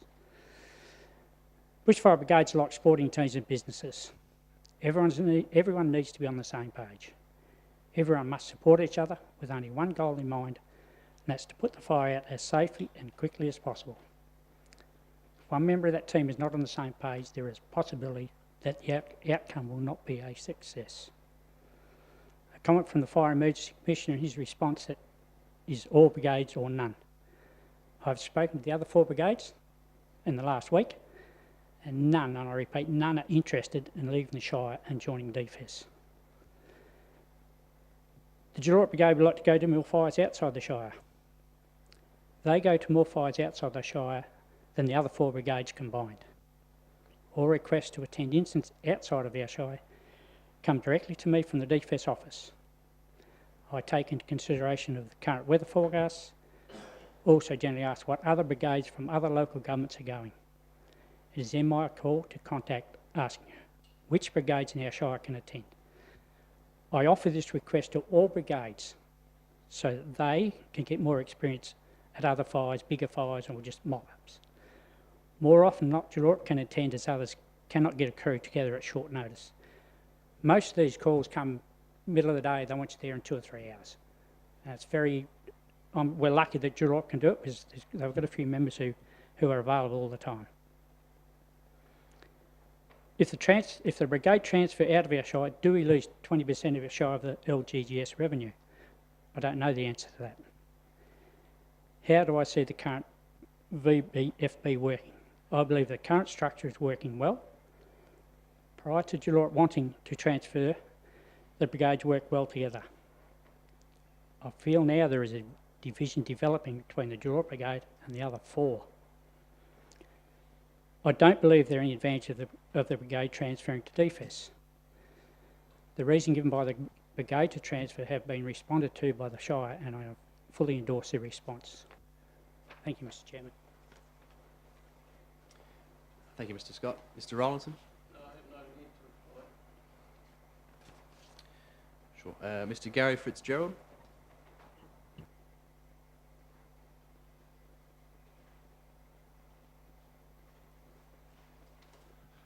Good evening, councillors, Mr. President, executive staff. Thank you very much for the opportunity to speak tonight. I'm speaking on item 14.1, which is in regards to the review of the development contribution policy for the and the scheme amendment that's presented to you tonight. I'm speaking against the officer recommendation. Councillors, can I be clear that I'm not opposed, or my client particularly is not opposed to an equitable infrastructure contribution, and appreciates the need to review this DCP. What we are against is that we've had little to no time to review what's been proposed, which is a very complex matter. We were actually only made aware of it by a colleague or another contact representing another client who phoned us a little over a week ago asking if we'd been advised of this or informed of it. No, we hadn't. So as I said, we're not against the DCP. We just want an opportunity to review it properly. Importantly, we would argue that there are provisions under the state planning policy which controls infrastructure contributions that need to be considered. The need for the infrastructure must be clearly demonstrated. That's the need, the connection between the development and the demand created should be clearly established, the nexus. Transparency, both method of calculating the infrastructure contribution and the manner in which it is applied should be clear, transparent and understood to administer. And equity, infrastructure contributions should be levied equitably from identified stakeholders within a contribution area based on the relative contribution to the need. Pardon me.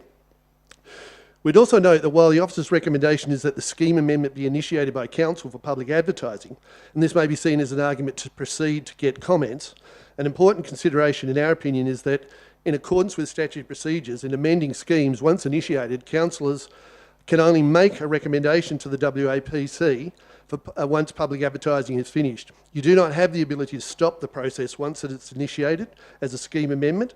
You can only make recommendation.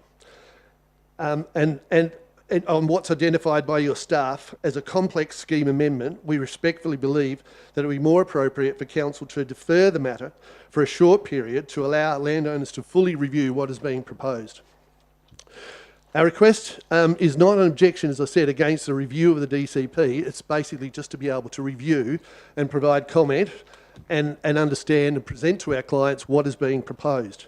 We are talking about a 51% increase in costs for our landowner, which has somewhere in the vicinity of 580 blocks of land. So it's a significant increase to them, and understanding and having input into that process is obviously an important consideration. There are a number of matters that we think do need further analysis in reviewing it initially.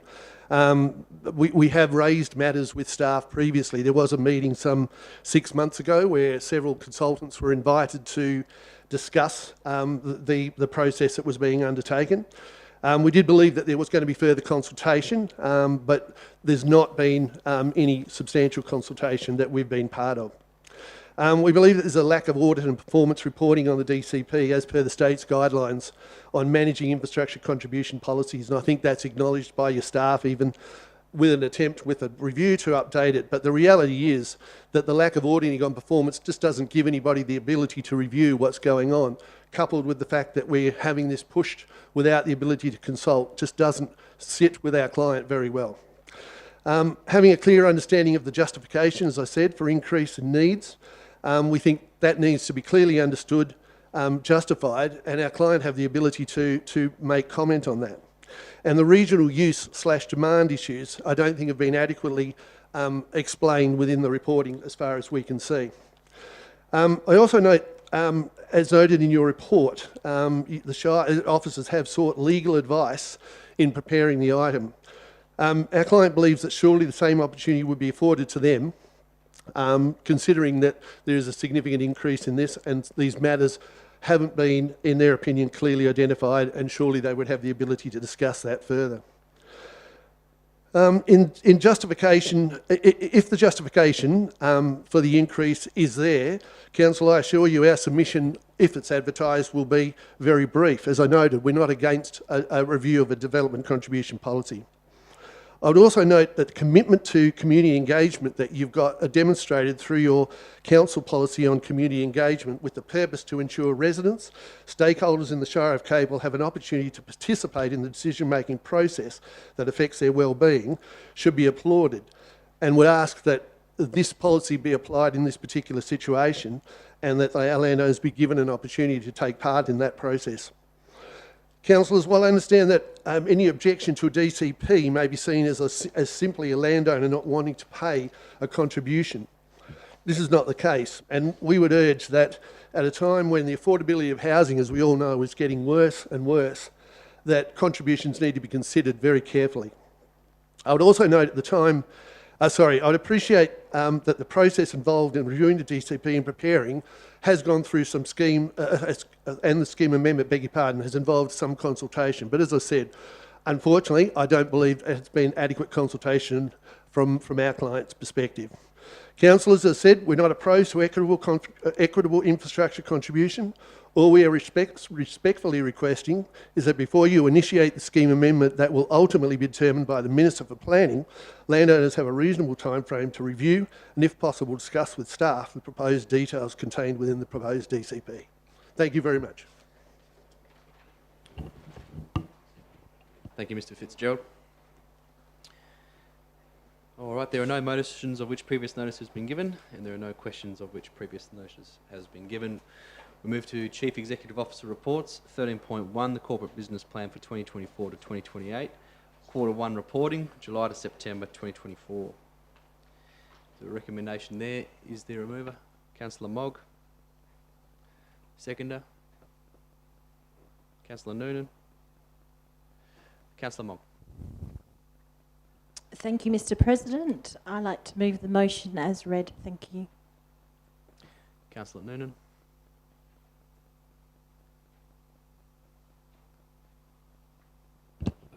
No, thank you, Mr President. Are there any further comments? Nope. All right, we'll put that to the vote. Those in favour? And that's carried unanimous. 13.2, Chief Executive Officer 2024-25 KPI progress, Quarter 1 quarterly reporting. Is there a mover? Councillor Ferguson. Is there a seconder? Councillor Dillon. Councillor Ferguson.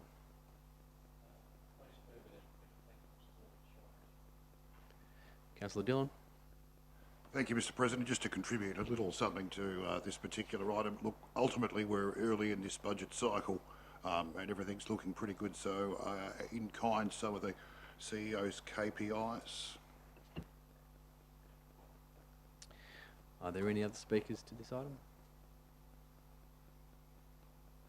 No. Councillor Ferguson, anything further? I'll put that to the vote. Those in favour? Sorry, I didn't see your hands in. I'll do that again. All those in favour? In favour? Yep, all right. That's carried unanimous. I didn't see your hands. 13.3, request for tender 2411, Agribusiness Precinct Part B study, appointment of consultant. Is there a mover? Councillor Ferguson. Seconder, Councillor McCleary. Councillor Ferguson.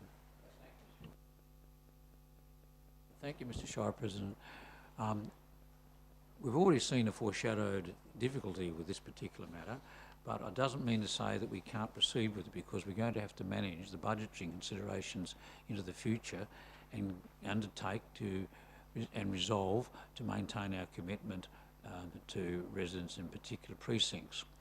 However, we cannot not proceed with this, and if the opportunity, as presented in the business paper, is based on a degree of reality, there's always a little bit of blue sky on it, but if it's based on substantial reality, we have no choice other than to proceed with it. This is an investment. You're not going to get a shiny new community centre as a consequence, but what you're going to get if you get there is the support of the various levels of government at state and federal level, which will give us the support to develop a vitally needed and economically astoundingly beneficial to the Shire of Capel facility. So I'm fully in support of it, so thank you. Councillor McCleary. Thank you, Mr. President. Just confirming we're on 13.3. 13.3, yes. Yeah, so the agribusiness and the concerns raised about the reallocation of funds from the dump point, and it's further pointed in item 3 in the recommendations that the development and implement of a self-contained caravan motorhome. Well, at this stage it's not gone through, it's still in concept planning. It's got so many options going for it that it needs to be deferred. It can't happen in the current financial year. So the reallocations of funds is purely a budget shift. It's not saying that project's dead in the water, it's still live. So it just needs a lot of working in the background, and some of the sites that are now looked at will take a long time if they're going to be chosen for approval. I know that from being in project manager and the parties that are involved. Look, the agribusiness precinct is very important to the Shire going forward. It also plays into what happens with the sale yards. So yeah, look, I'm happy with this recommendation, and I hope all other councillors support it. Thank you. Are there any other speakers to the item? The Deputy President. Yes, thank you, Mr. President. I have an amendment to propose. That amendment is to remove points 2 to 4 and to add a new point 2, which will read, approves the over expenditure of $204,340.24 and considers this as part of the mid-year budget review.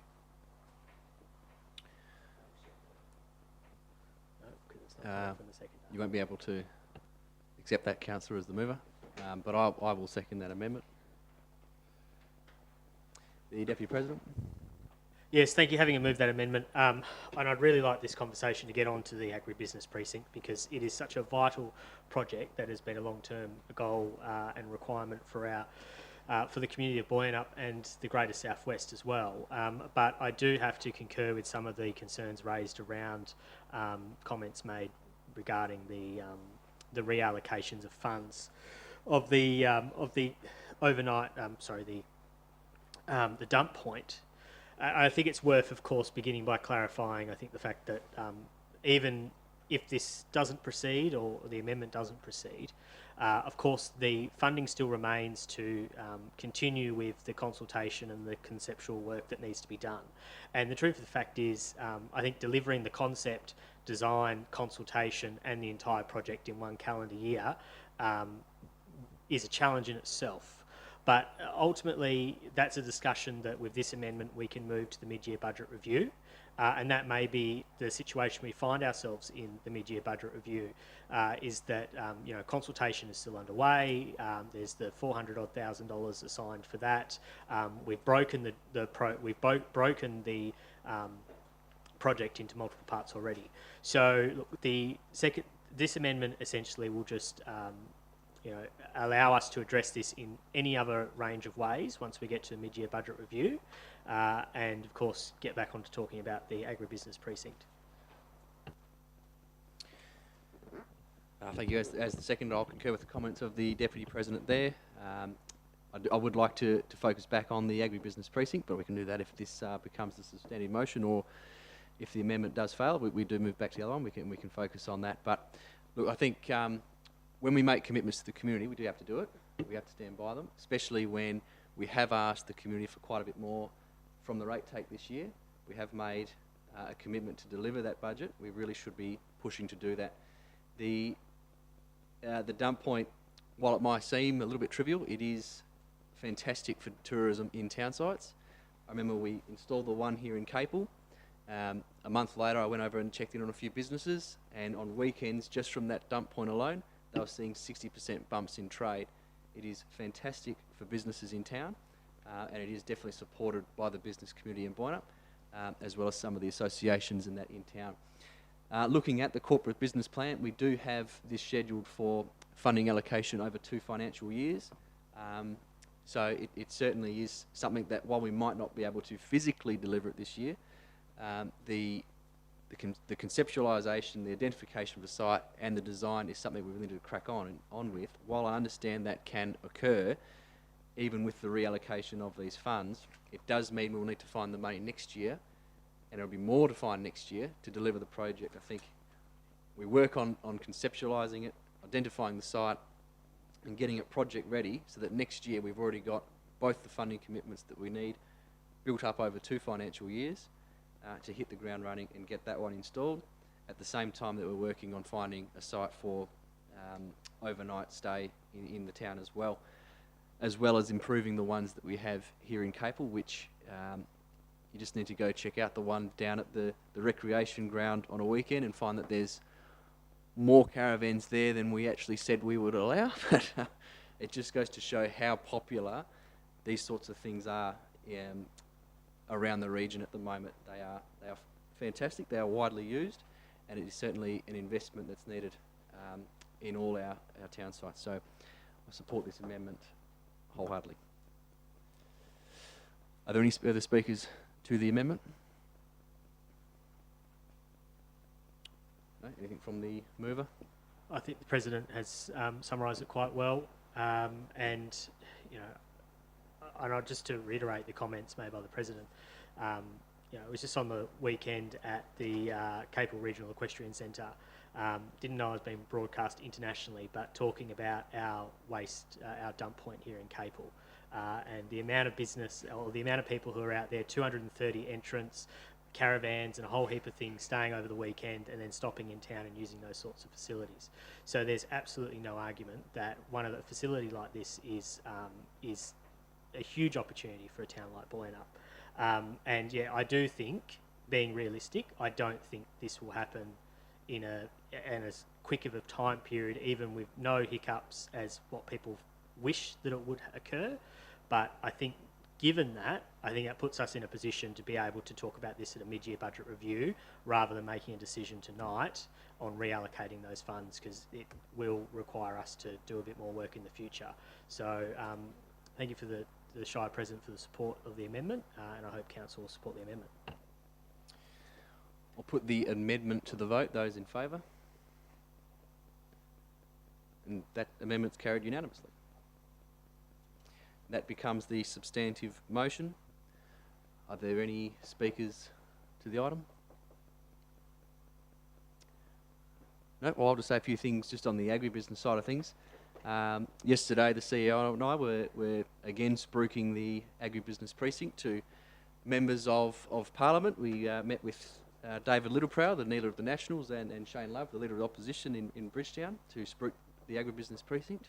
But we've also met with numerous other ministers and other party members throughout the various levels of government. It is absolutely a priority for this district that we not only have the sale yards relocated out of the Boynup town site, where we can unlock quite a potential high number of residential lots in that town site that are pretty well already serviced, but we find a site that has the room and the zoning around it to allow these sale yards to exist in the future without any urban growth issues, but also has the room around it that industry can come in and complement the yards themselves, while also still feeding back into the small town sites throughout the district, as Boynup certainly does benefit from the sale yards when there is sale on.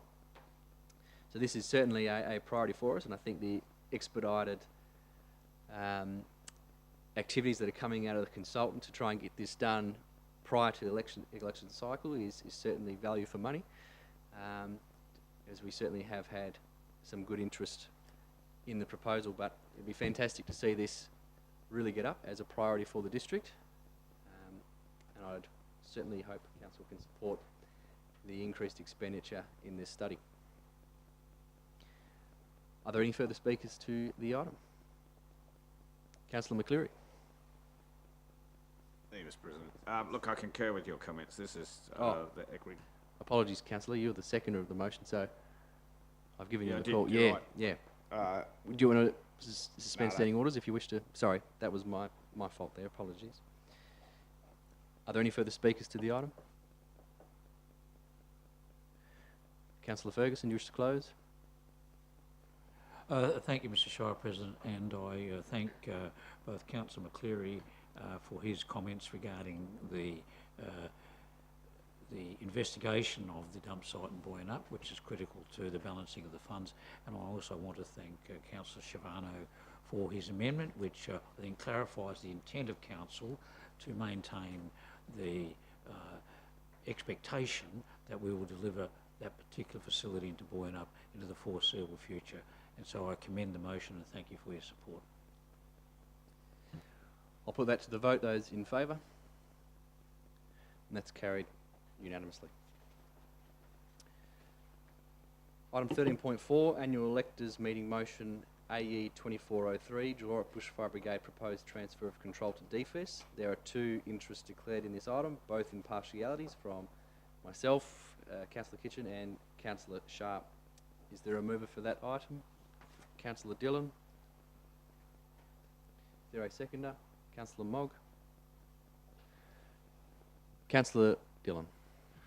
Thank you, Mr. Shire President. Look, as a proxy member for our Bushfire Advisory Committee, I'm very happy to bring this item to the table here tonight. Look, this is a very contentious issue. A lot of phone calls, a lot of emails. But I just want to point out that it's here at the Council tonight on the back of an overwhelming vote at the annual electors meeting, and that needs to be pointed out. I think all elected members here tonight understand that.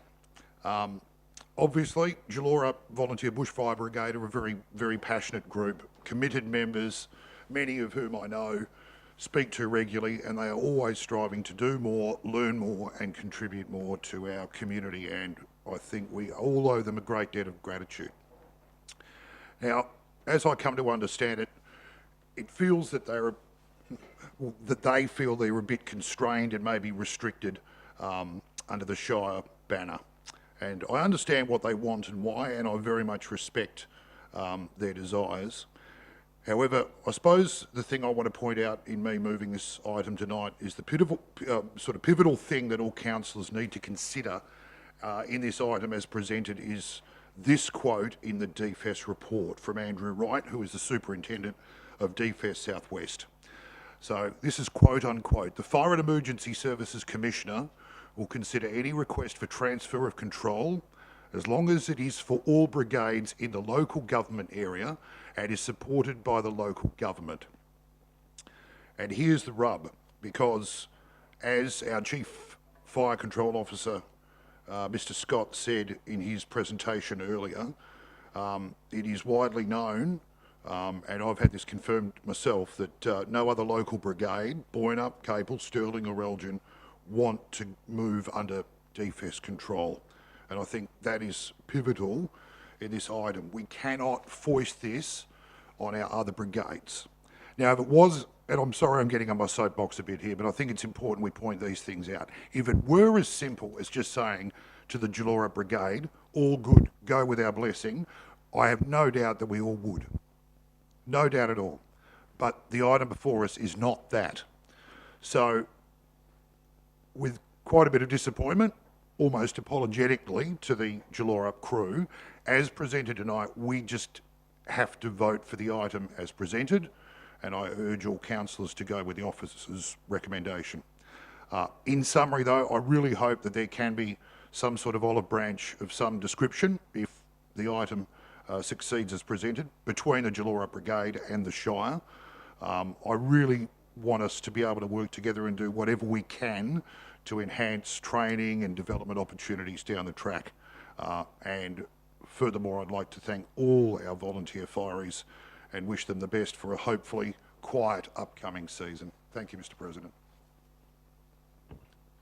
Councillor Mogg. Are there any speakers against the item? Councillor Noonan.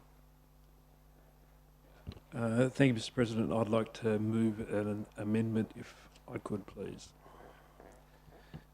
Yes, Councillor. I've given the amendment to the minute taker and ask if that could be put on the board. Yep. Basically, the amendment says that that at point 3,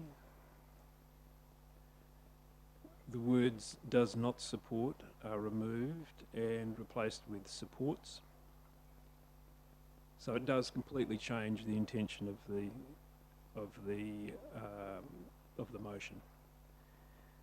At the end of point 3, to also insert the following wording, comma, so change the full stop to a comma, and notes the opposition from other bushfire brigades in the Shire to have control of their brigades transferred to the Department of Fire and Emergency Services. Councillor, I'll just seek a bit of advice. So we're missing the. Sorry, Councillor. I'll just seek advice because the amendment substantially changes the intention of the motion that has been moved. So you might not be able to make an amendment, but you could foreshadow it. I'll just.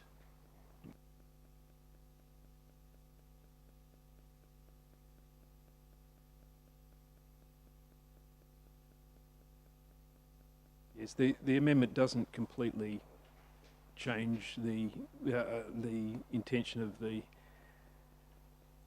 We still have to write a letter.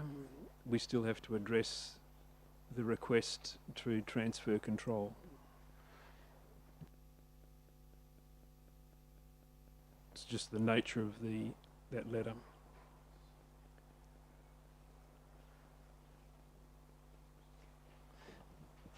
With the advice of governance, because we're going from refuse to support, it is a substantial change to the motion, so it will need to be foreshadowed. It can't be made as an amendment because it has been moved as it was on the table.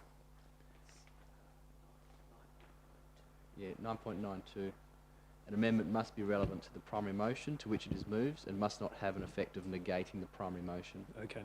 So I'll foreshadow that, and in that case, if I could talk to the current motion. Yes. Because in effect, it's the same conversation. I will be advocating for the request that the Jullora Bushfire Brigade brought to the annual electors meeting, which was passed 28-0, if memory is correct. I'd also like to begin by making the point that the hard work and dedication of all the volunteers from all of the brigades is very, very much appreciated by the entire community. The bushfire brigades are indeed the heart of the community. Your service is very, very gratefully acknowledged. I'd also appreciate that with changing climate and the intensity of bushfire events and the increased potential of larger bushfire events, that it puts a greater onus or greater difficulty on brigades, which also presents a need for more new and better equipment, and for more and more training, which is an onus, a burden which is placed on those volunteers. And I gratefully acknowledge those volunteers who willingly step up to do that additional training. With this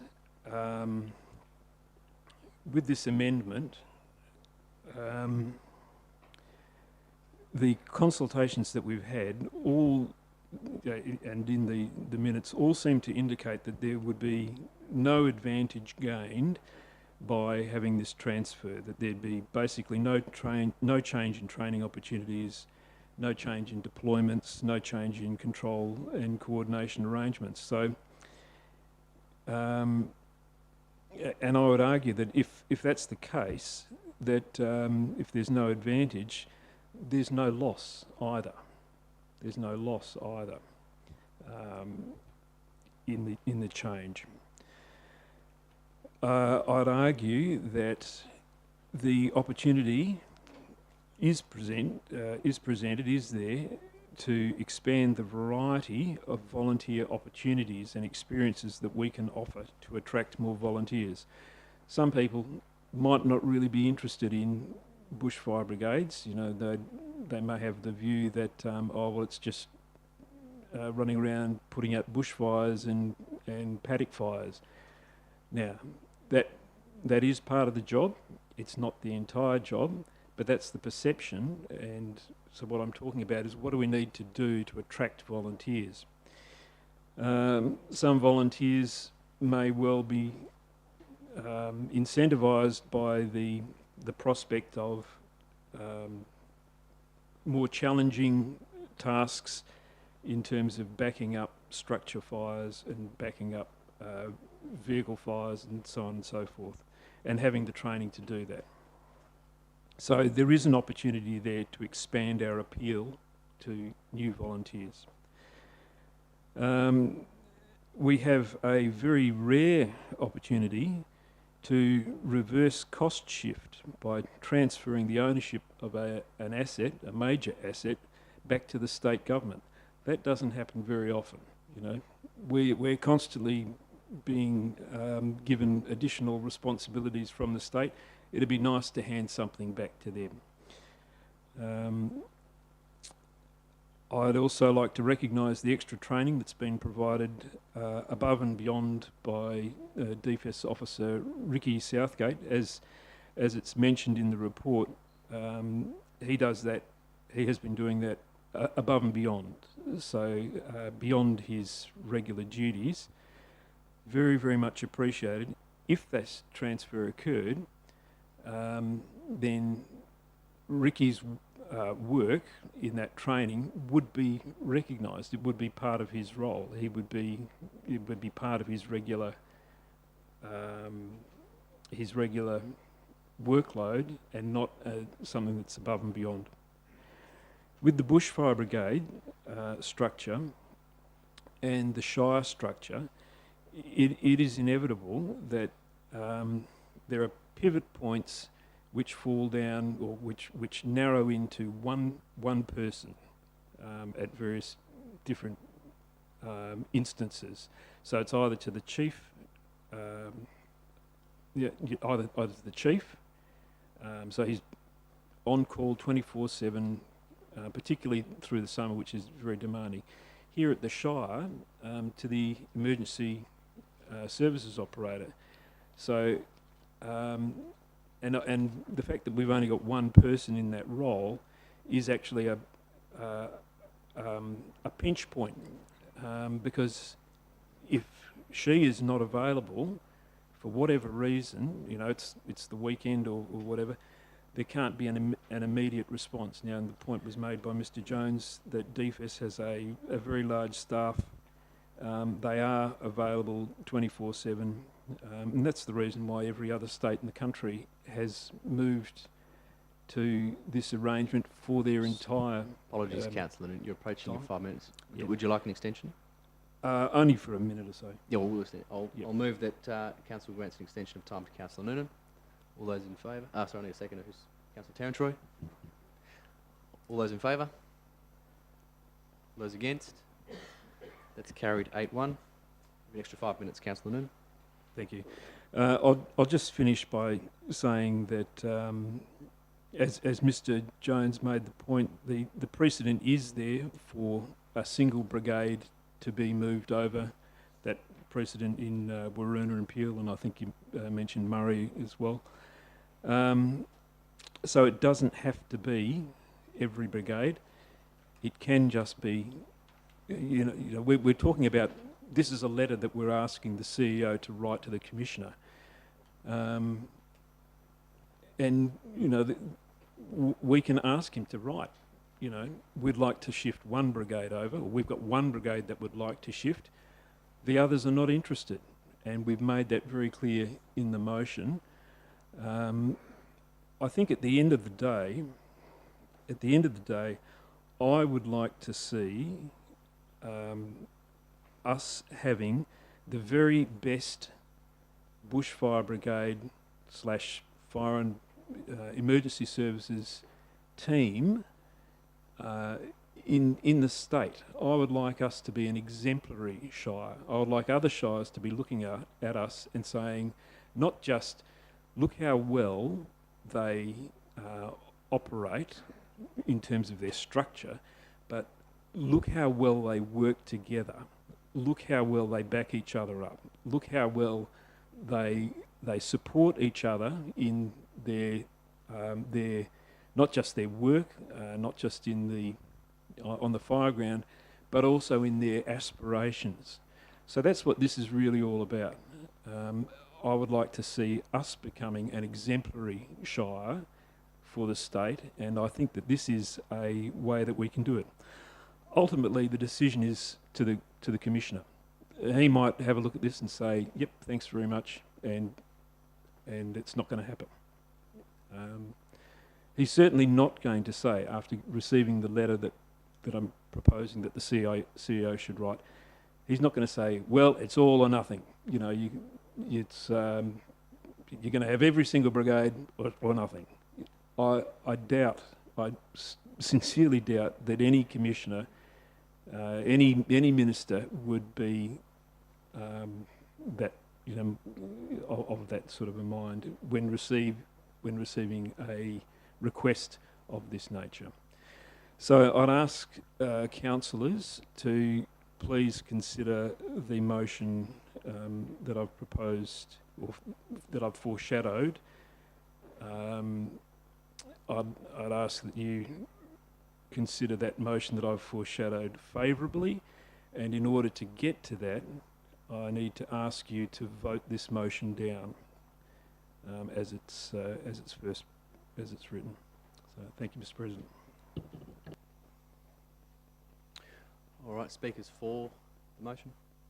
Councillor McCleary.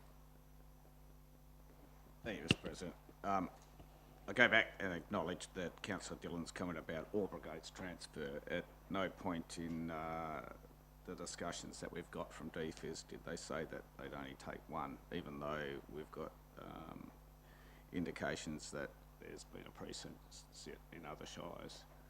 I support this motion. I think we should proceed forward.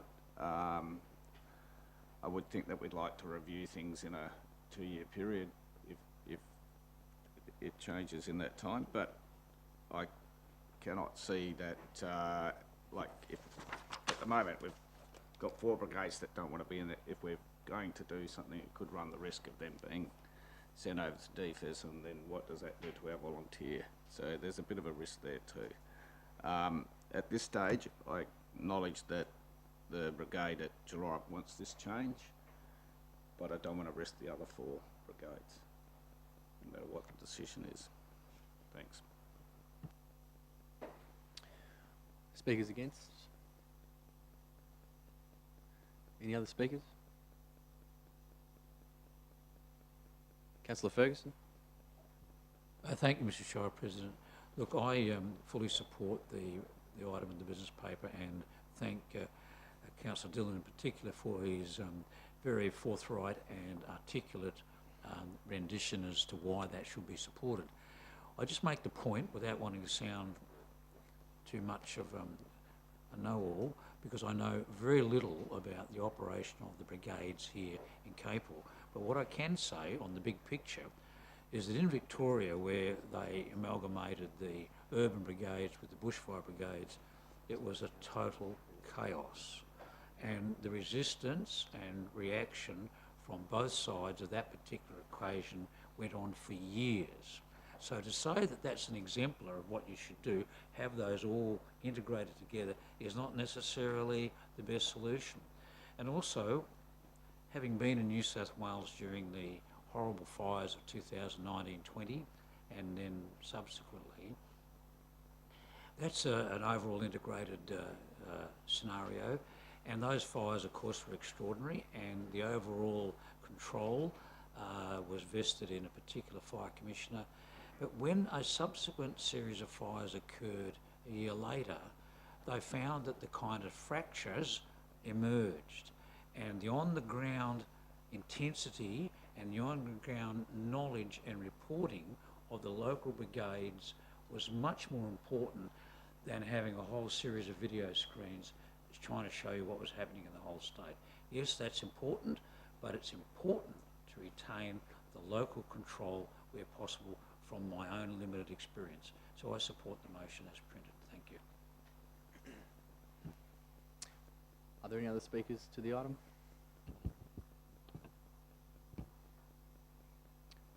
No, well, I'll say a few things. It's certainly a difficult thing to look at because I absolutely love our bushfire brigades and the thing that they do for our community. And in the privileged position that I have the pleasure of holding in this council, in this community, I get to go along to all the brigades and do various things. I'm also a member myself, but particularly in Julorup, in the last 18 months, I've been able to cut the ribbon on a new shed, help deliver a new truck, been along to multiple other events through there and fire events. They're a fantastic brigade for what they do for our community. They go above and beyond. Not to say that the other brigades don't, but Julorup certainly does it in a different way. And I think that really talks to the unique identity and character that we have in our district. It's our vision statement, a lifestyle of choice, in that it just goes to really show how each area has a unique identity and a unique response and a unique way of doing things. Julorup itself has a beautiful semi-rural estate with some urban areas. There's a lot of bush in that area, and it needs a bushfire brigade that is capable and ready to respond in those areas. So I could talk a lot about what's already been talked about and response times, all those sorts of things, command structure, but I don't want to go over all that. I think that's been covered. It's in the agenda on some of the concerns that have been raised and how they've been addressed, and while I hold this position, I certainly commit to any brigade that has issues, I will try to work through them. But what I really want to address is a couple of things that were raised, but then the one really important point for me. So the first thing is opportunity for volunteering, and there certainly are opportunities within the bushfire brigade structure as it is. But I know that there has been changes to the roles and responsibilities of bushfire brigades over the last few years. Previously, we turned out to car incidences and road incidences, and in a lot of cases, road fatalities. That was taken off us 5-6 years ago, with sole responsibility back to career fire and rescue or volunteer fire and rescue, and if only necessary, would bushfire brigades from now on be called. And I think that was the best decision they made, because volunteer bushfire brigades, as capable as those individuals are, it's not what our trucks are kitted out for, and it's not what our members are trained for.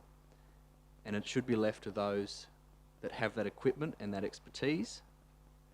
And if you do want to go down that line of medical assistance, volunteer ambulance services are always looking for volunteers, and I know a lot of bushfire members that volunteer in both organisations. In terms of some of the other brigades that sit in local governments that are under control of DFES and also local governments, all those scenarios are exceptional circumstances following significant state emergency level events that has required additional resources to be allocated in that area. You look at Margaret River, you look at up in Murray that has followed major, significant multi-local government events that has needed that additional capability put in there. I don't think that is necessary in our area because we have a very capable bushfire brigade network, and I really don't want to jinx anything in saying that, but I think with the support we have with DFES in the area, we are capable. But putting all that to the side and parking everything else, there is only one reason I cannot support this, and that is our local emergency management arrangements. And as a local government, our duties in the Emergency Management Act, specifically Section 36, Functions of a Local Government, Clause B. Local government, it is a function of a local government to manage recovery following an emergency affecting the community in its district. In emergency situations, that is the primary function of local government. We are the recovery agency, not DFES. They're the hazard management agency. Local government is the recovery agency. And when bushfires go through, of whatever size they are, whether it's the small scrub fire that takes one brigade to put it out, the one that takes all of our brigades, or the ones where we have to call in resources, that is not even 10% of the time the brigades are there. The other 90% is the recovery. And what we have in our local emergency management arrangements is a system in which our local brigades can contribute. We can call on them when they're necessary, regardless of whether that fire is under DFES control or under the Shire's management. And we can even see that currently with Dalyella, with the fire that we had on there, that is still causing some issues with the peat fire in there. It is still under the control of DFES, but the recovery efforts are largely being driven by the Shire of Capel, and it's our brigades primarily going in there and keeping that area under control. And throughout the bushfire season that we're going to have, it'll be our brigades that will be returning out to keep that from spreading, because unfortunately we do have some hot spots still in there. So, not looking at the other issues and looking at the primary function of local government when it comes to emergency management, I think it's imperative that we keep our brigades together as a unit so that when the community needs us to help them recover, we have a united and capable bushfire brigade system and network to do so.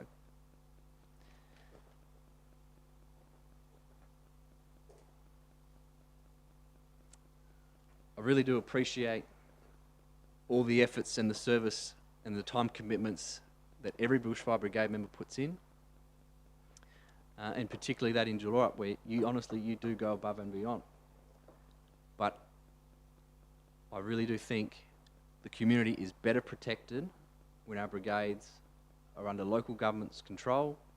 We can focus on that recovery effort and we can work through the issues. This is not the solution. This is just probably going to cause some greater issues. I think we need to put this issue to bed and focus on the upcoming bushfire season and ensure that we are prepared and we are ready. That is where I'll leave my comments. Are there any other speakers?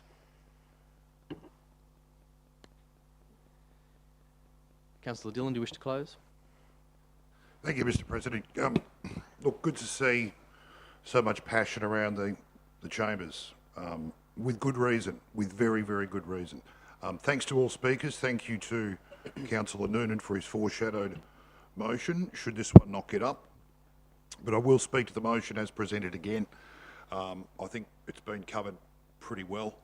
Look, ultimately, as I understand it, the Jullora Brigade will still be acting, but basically in the district under in the DFES area. They could still help out with DFES fires and still contribute to the Capel Shire needs as they arise as well. Like I say, if we had a magic wand, we'd wave it, I think.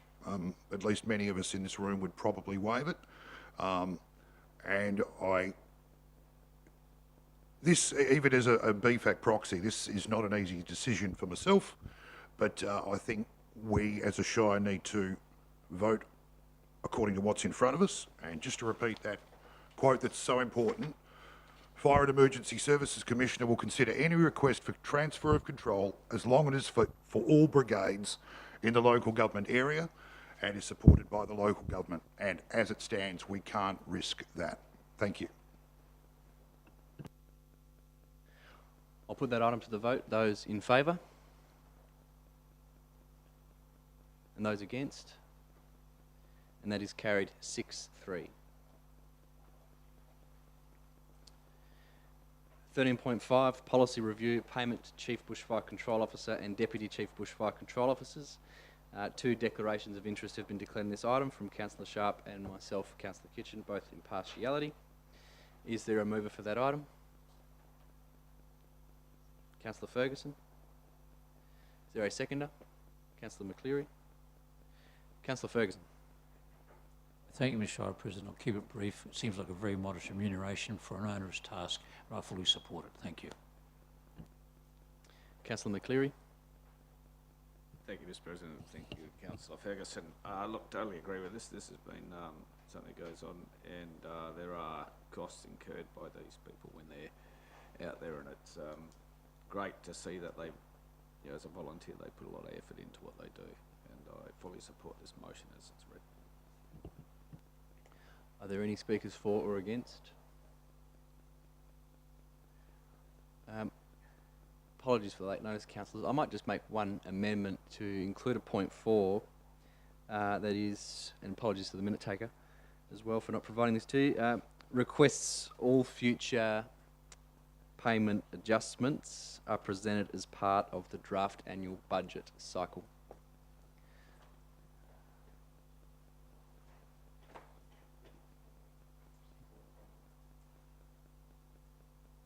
No, it's an amendment. The second is already spoken. Is there a seconder to that amendment, Councillor Terence Roy? I think it's rather straightforward. I think it'd just be a better way for us to deal with any adjustments in our budgeting rather than trying to deal with it post-budget. Probably didn't need to do an amendment. Probably could have just talked to you about it, but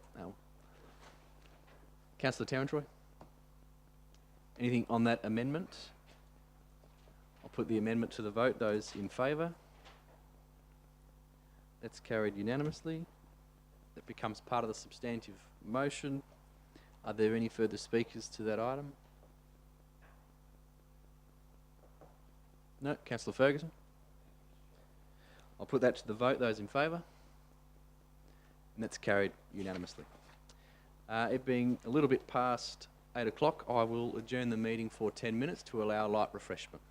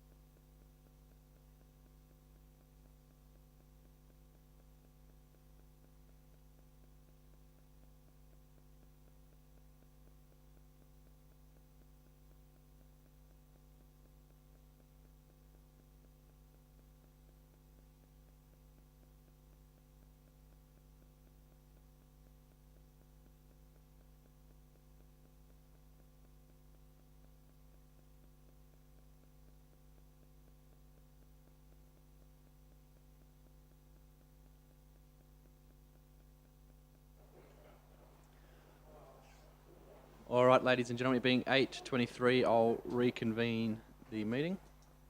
And we move to item 13.6, proposed ordinary council meeting dates, 2025. Is there a mover? Councillor Terrantroy, seconded Councillor Ferguson. Councillor Terrantroy.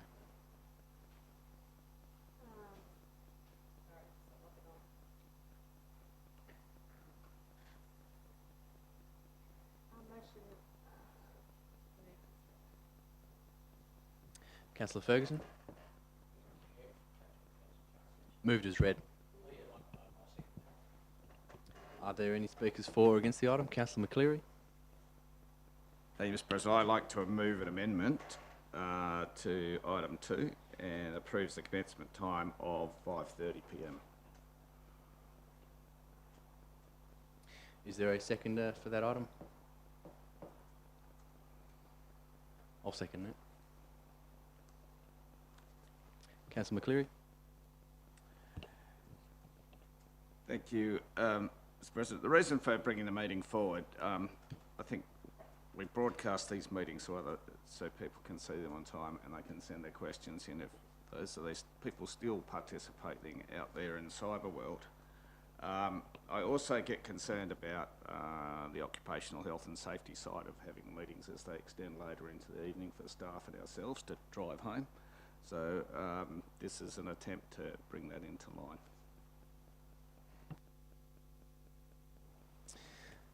Thanks, Councillor McCleary. Yeah, I agree with some of those comments.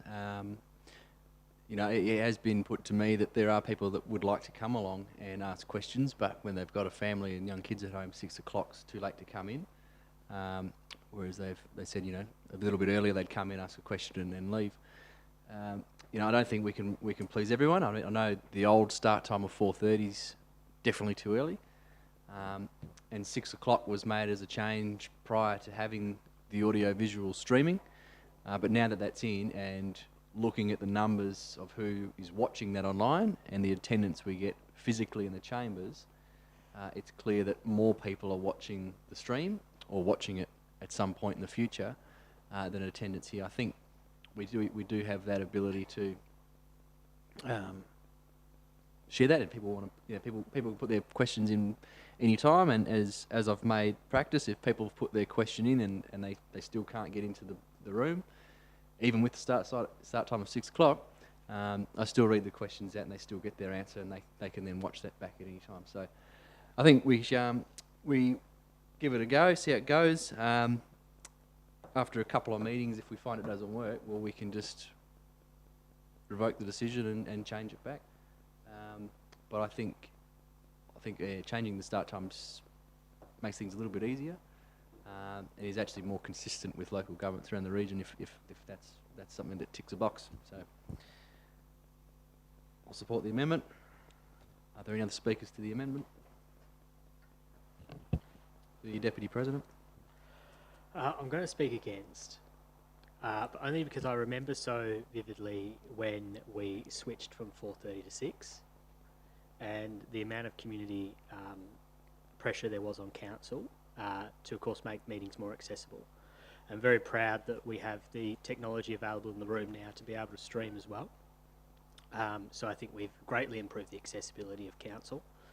In my view, 6 seems to have worked.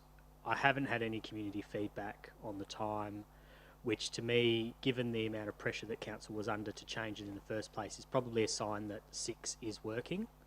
Admittedly, it's going to be a late night tonight. I'm very lucky I only have to go down the road. So I'm just not quite prepared to change from the status quo in this case, just remembering how contentious this was 5 or 6 years ago. Are there any other speakers to the amendment? Councillor Noonan. Thank you, Mr. President. I'd agree with Councillor Shano. I think that 6 is good. Conscious that there are a lot of people who work,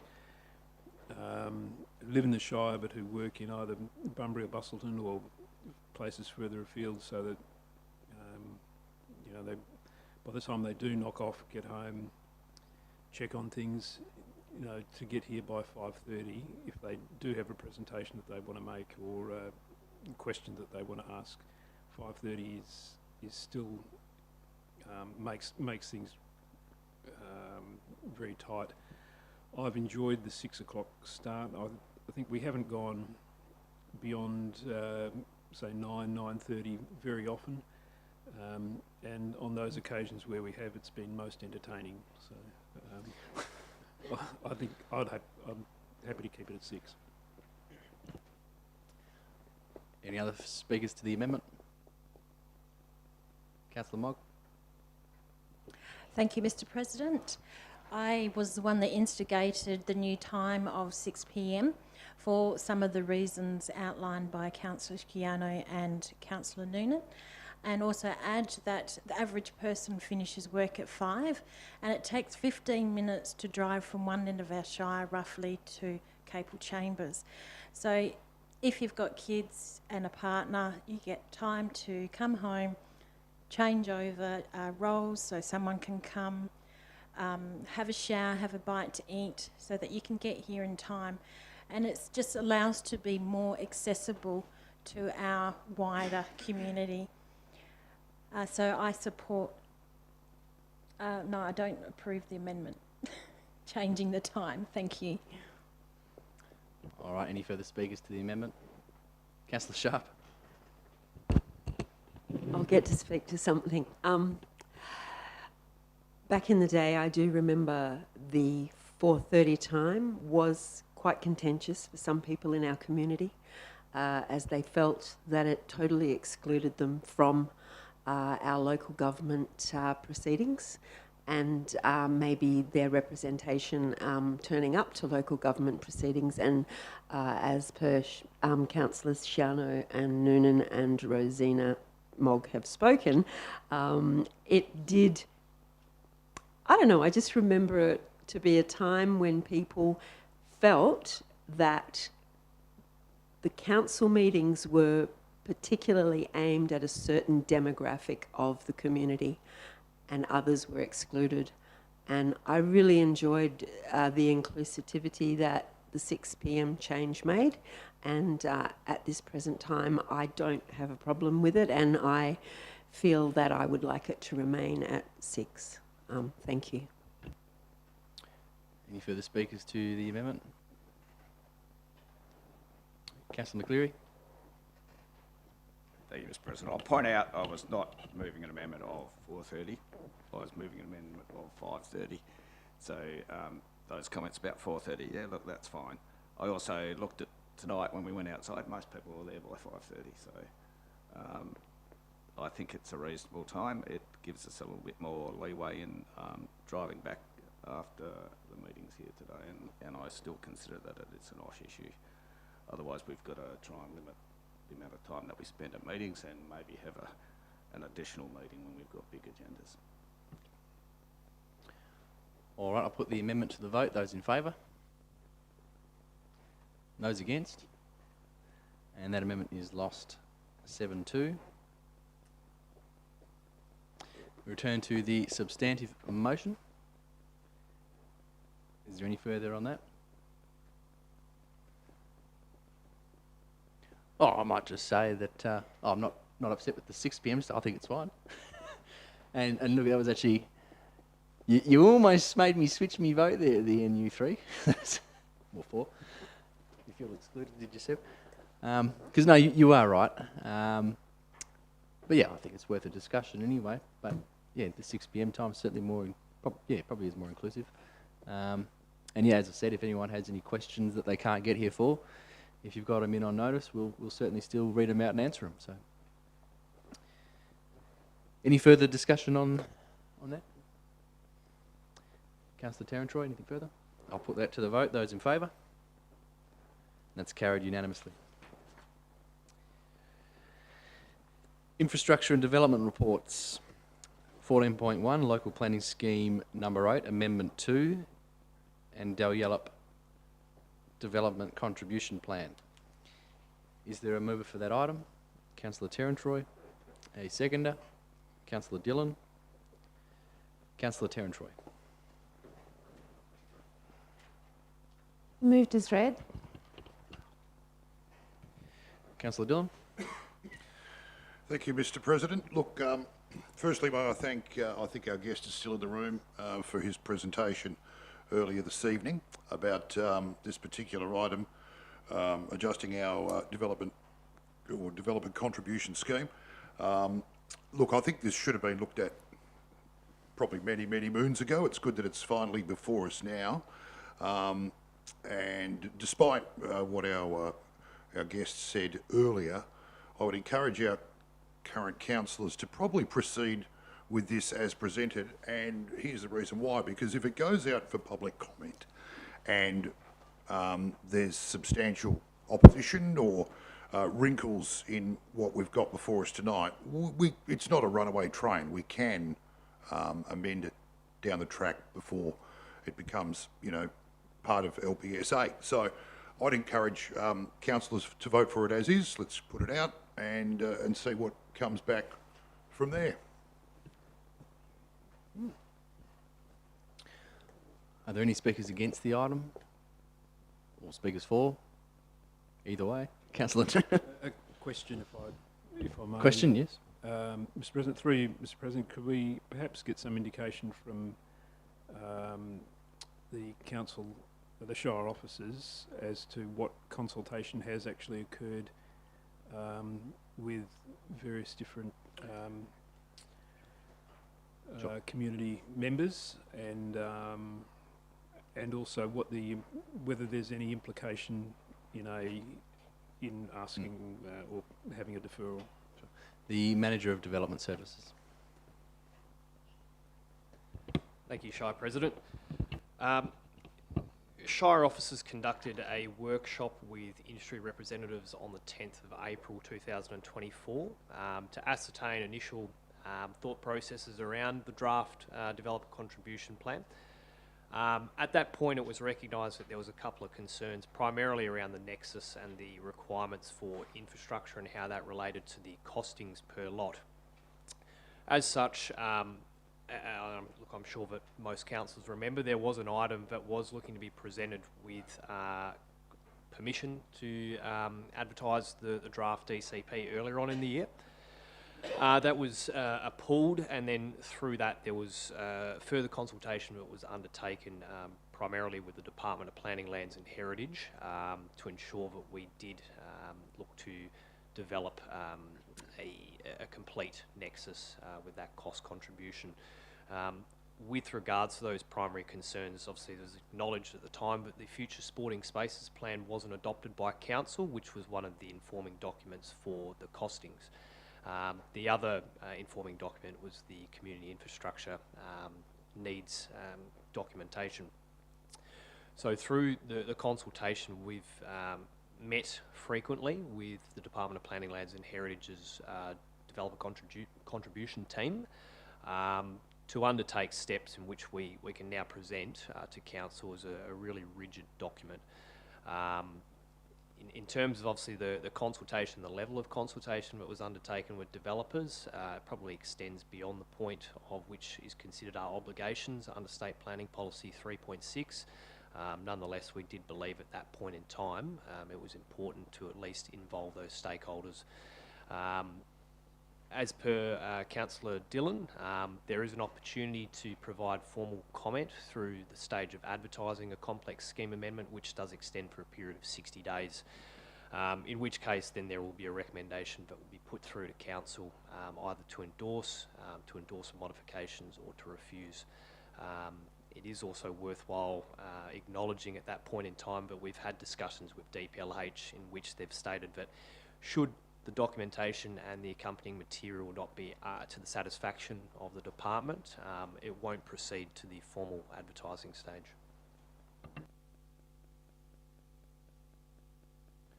Councillor Noonan, anything further? Thank you to the Acting Director, and yeah, so I concur with Councillor Dillon. I think if this has been, consultations have been starting and being made since April, and as you say, they've been more than one consultation. So the proponents or the developers have known that this process is in train. I think one of the frustrations or the criticisms that's often thrown at both local and state government is the delays, particularly in any developments, not just residential but other community building developments.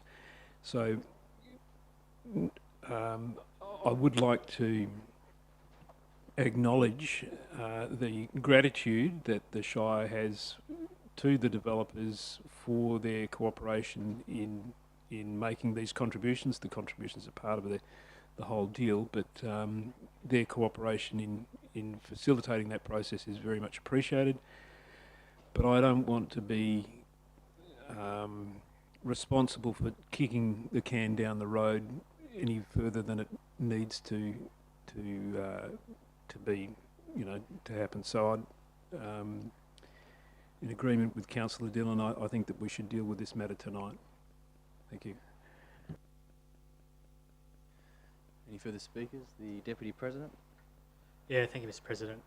In addition to that, I mean, discussing the process for dealing with a complex amendment, and so there was an amendment, a 2023 amendment to the planning, to the planning regs and act, and I get the point that essentially, once this process starts moving, it starts to move, and I think I'm glad it's been clarified that there's the 60-day period for advertising, because it's quite an extensive period. But essentially, after that 60-day period, so once council approves what it has tonight, it actually goes to the minister. The minister will then sign off whether they're happy for it to go to advertising, and then it will be advertised for the 60 days, and then it will come back to council. Council can do three things. It can support it with amendments, or refuse it. And yes, and the point was made, admittedly, even if council refuses it at that point, the WAPC can still proceed, which is very unlikely while the WAPC considers and it goes to the minister.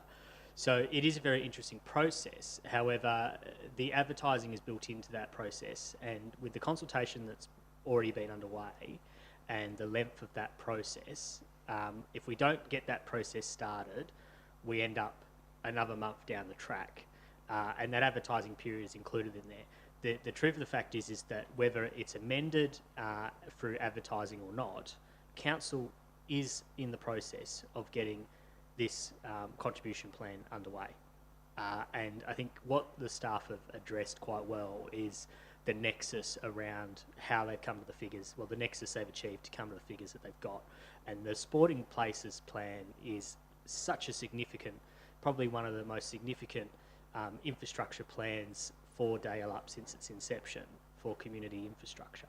So there are going to be shocks to the system, particularly in these developer contributions.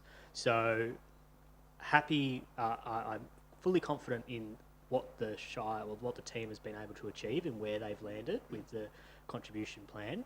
And very happy with the process as well, and think that council should push forward with this process, let it go to advertising, go through the process which has been amended only recently to provide more steps in ways of the minister and council reviewing those decisions along the path, and so very happy to support officer's recommendation. Are there any further speakers to that item? Councillor McCleary. Thank you, Mr. President. And I concur with Councillor Ciano's input to this. There's a chance for them to have more communications from the developers. And I thank the presentation that was done at the start of the meeting, and I acknowledge those concerns. It's important that within the body and the summaries and the process is explained quite thoroughly in the agenda item as described by Councillor Ciano. And I think this is, developer contributions in Dayalup is the only thing that's been active in the whole of the Shire, and a lot of the funding of things within Dayalup has come from, proportionally from this process. I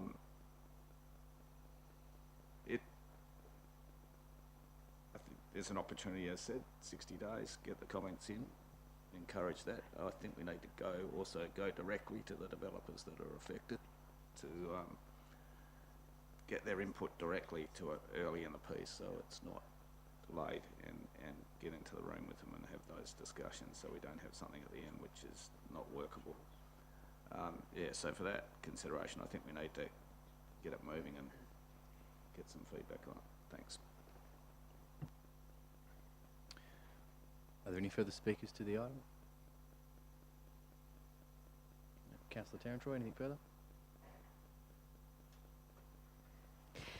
Look, I think that when we have these new developments, we need to consider the cost of the infrastructure for these people who are moving into the Shire, these new residents. And so the only way we can do that is to increase the contribution by the developer. Otherwise, we're not going to have the facilities we need to support the population that we have. So I didn't say much when I first introduced it because I wanted to listen to what everyone else had to say. I think it's really important when you're setting up communities to make sure that there's enough for the community to survive and to live a good life. President always talks about lifestyle of choice, but it's not a lifestyle of choice if you don't have a choice. But this gives the council and the Shire more money to be able to put towards infrastructure for the future. Thank you. And with that, I'll put it to the vote. Those in favour? And that's carried unanimously. Item 14.2, Amendment number 3, Omnibus to the Local Planning Scheme number 8. Is there a mover for that item? Councillor Dillon. Seconded, Councillor Ferguson. Councillor Dillon. Just to point out that omnibus is actually one of my favourite words, only slightly behind isthmus, but pretty much as read. Thank you, Mr. President. Councillor Ferguson. Are there any speakers for or against that item?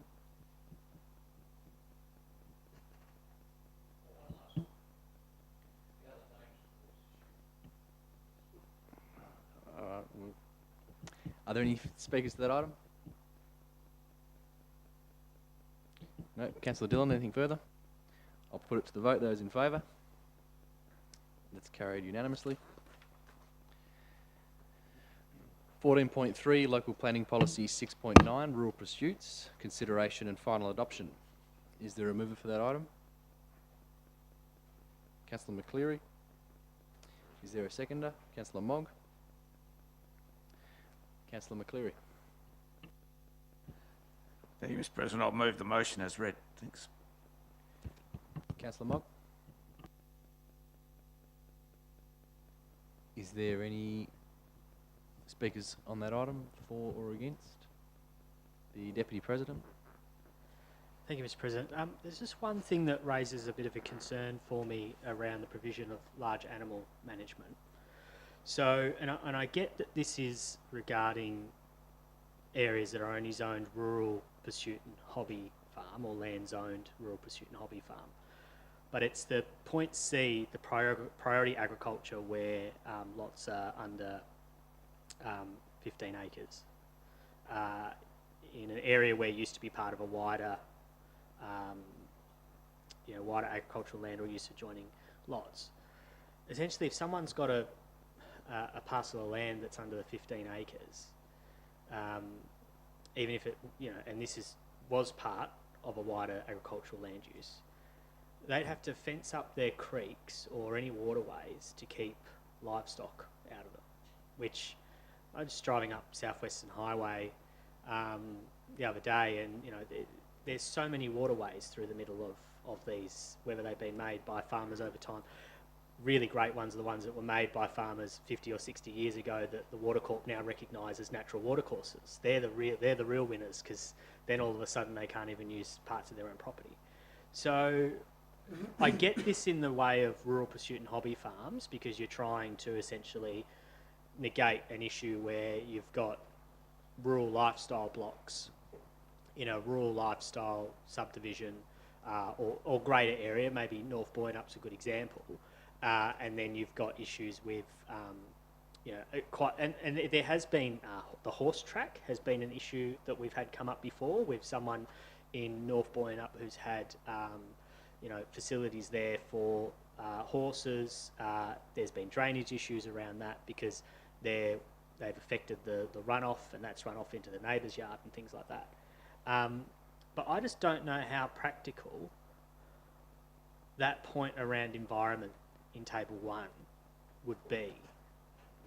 If you're telling someone who's on, if priority agriculture were if that wasn't in there, and this was just rural lots and rural residential, but I'm just trying to decipher my notes and my review of this while we go. But just maybe to get some questions through to try and clarify a couple of things. So, Mr. President, if I can perhaps ask the question, is it fair to assume that if you had priority agricultural land and it was zoned for rural pursuits and hobby farm, it obviously wouldn't be used for intensive farming? Or can the two actually, do not two negate each other, because priority agriculture is a land zone? So can I get some clarification over that? Through the Shire President. Essentially, the priority agriculture is a zoning within the scheme. What we're referring to here is a rural pursuit / hobby farm land use, which sits within the zone. So this policy is really trying to identify and decipher what's considered to be appropriate. Obviously recognising that hobby farms are quite a sensitive land use, particularly within priority agricultural zones, where there is often an emphasis towards making sure that that is a productive use of the land. So essentially, a lot of the information that we've got through Appendix 1 is taken directly out of the stocking rates guidelines. So it was really just an opportunity for us to make sure that that was consistent with anybody that was looking at stocking, not necessarily for the purpose of agriculture. Thank you. That does clarify, obviously, the fact that it's a land use, and we're, you know, and this is an easy one to usually get confused, is your land use and your zone. And obviously, even on priority agriculture, it's still a rural pursuit hobby farm land use. Sorry, hang on. Sorry, Deputy President. I think just back to the application of this policy, because I'm answering your question. This was a topic of discussion we had when we approved this. The application of this policy was to apply to priority agriculture lots of less than 15 hectares, except where it was part of the use of a wider agricultural land use. No, that's... But it's worded there where it will apply to it regardless. That's correct, but if you had land that was zoned priority agriculture and you had intensive farming, your land use wouldn't be rural pursuits and hobby farms, so you wouldn't actually be captured. My concern here, which is where I'm a bit undetermined, Council, is whether or not it's necessarily fair and reasonable to say that a block under 15 acres that's not a commercial farm for land use purposes should have to fence up creeks and waterways to prevent large animals from, from roaming over those sensitive areas, which is not something that I understand you have to do if you are a farming operation. Like I said, you just have to drive down the road, particularly as you start to get into some of the hillier sections in the east of the Shire, and you'll see there are creeks and waterways that run through people's properties, and I think there's actually some that would get captured by this. I am a bit on the fence about whether or not I'm making an issue out of something that's not really an issue, and I think it's important that the Manager for Development Services has defined the fact that these are from these stocking standards. So I'm probably going to let that sit there for a moment in the back of my head and have a bit of think about how I'm going to manage that. Thank you.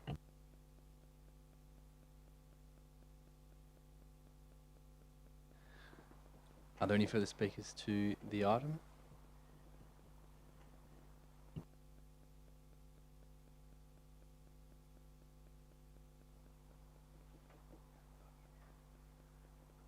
You have.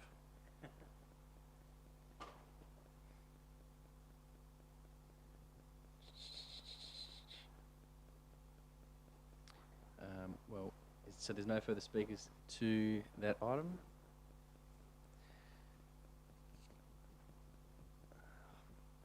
Councillor McCleary, do you wish to close? Oh, sorry.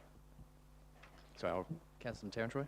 So a question, off the back of Councillor Shoshano's concern, how likely would that be that a hobby farmer would be expected to fence off creeks at a huge cost to themselves to prevent livestock from getting into the creek?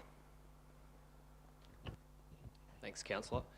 Well, look, essentially, if it's written into the policy, that would be the general expectation. I think from our perspective, it could be difficult to try and remove that as a requirement if it is obviously a requirement under separate legislation or regulation.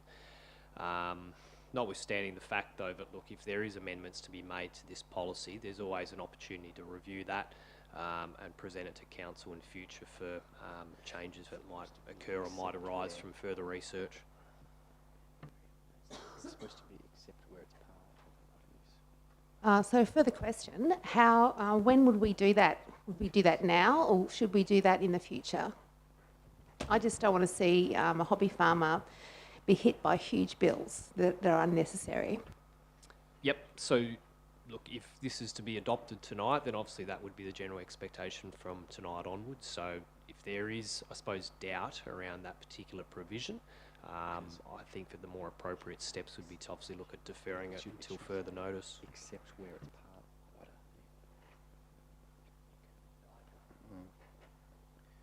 So can I move to defer? You've only asked a question, so yes, you can move to defer, Councillor. Thank you. How much time would be appropriate that you would need for deferment for this to be a process that's achievable? Thanks, Councillor. I would say 2 months, but obviously we don't have a meeting in December.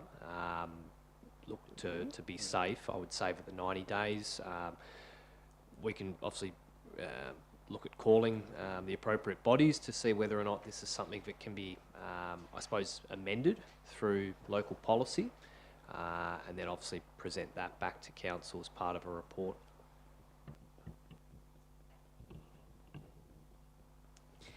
So what's your deferral time frame to January? Yes, thank you. Sure. Is there a seconder for that deferral? Councillor Mogg.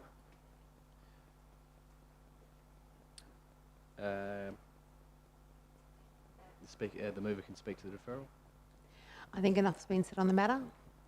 All right, I'll put that to the vote. Those in favour of the deferral? Those against? That's carried 7-2. That is deferred until the January OCM. Now move to item 14.4, Local Planning Policy 6.12, outbuildings on rural lots below 15 hectares, consideration and final adoption. Is there a move for that item? Councillor Dillon. Seconder. Councillor Mogg. Councillor Dillon. Thank you, Mr. President. Yep, I'm happy to see that go through pretty much as read. I believe no public submissions were put forward or anything, so it doesn't seem too contentious. Councillor Mogg.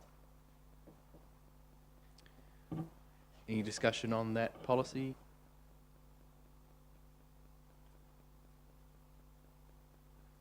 Councillor Dillon, you wish to close? I'll put that to the vote. Those in favour? That's carried unanimously. Item 14.5, Tree Management and Retention Policy. Is there a mover for that item? Councillor Ferguson. Is there a seconder? Councillor McCleary. Councillor Ferguson. Thank you, Mr. Shire President. I'd like to move it as printed. Councillor McCleary. Thank you, Mr. President. Thank you, Councillor Ferguson. Look, I think this is a well thought out policy, and I think we should endorse it. Are there any further speakers on that policy? The Deputy President. Yeah, thank you, Mr. President. I'm just thinking about someone's, and Councillor Dillon will know what I'm talking about. I'm thinking of someone's paddock that fence has moved about 2 or 3 metres over the last 50 years because it has to keep moving with the tree line. Where I see this is a great outcome for them, but I see this being potentially quite a number of requests to the Shire to remove trees that have ended up over people's boundaries and causing damage as well. I mean, this particular example, that fence is damaged. Not only is it no longer on the actual boundary of the property where it first began. Will this be complemented with essentially a framework for assessment or a particular process for request, or is it just going to be a info at Capel request, come have a look? Is there a plan to put together, Mr. President, if I can ask a question through the chair, will there be a staff framework or policy essentially to support the assessment of these and how they're managed? The Manager of Development Services. Thank you, Shire President. My understanding is that there will be an internal procedure that will be drafted as part of the overall management of verge trees, in which we'll obviously determine, I suppose, reporting lines as such for these requests to take place.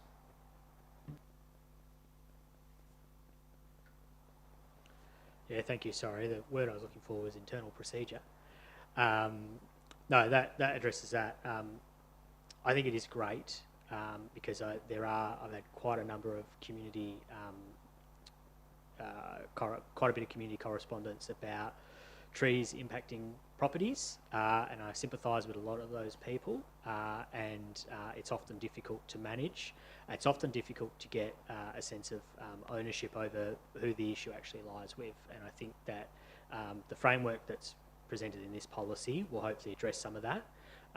Could it open a can of worms? Well, if it does, it still needs to happen because the situation that some of these people are in that are being impacted by Shire managed trees that they can't touch puts them in a very difficult situation as well. So very happy to support the officer's recommendation. Are there any further speakers on that item? Councillor Noonan. Thank you, Mr. President. Just to recall, last week I believe I wrote a recommendation about milling, identifying and milling suitable logs or timber, and the use of the material. And I'm aware that we've got current contracts that would that we can't vary, but just to confirm that recommendation can be implemented down the track, so that we could, if we've got trees that have to be taken out where there's a millable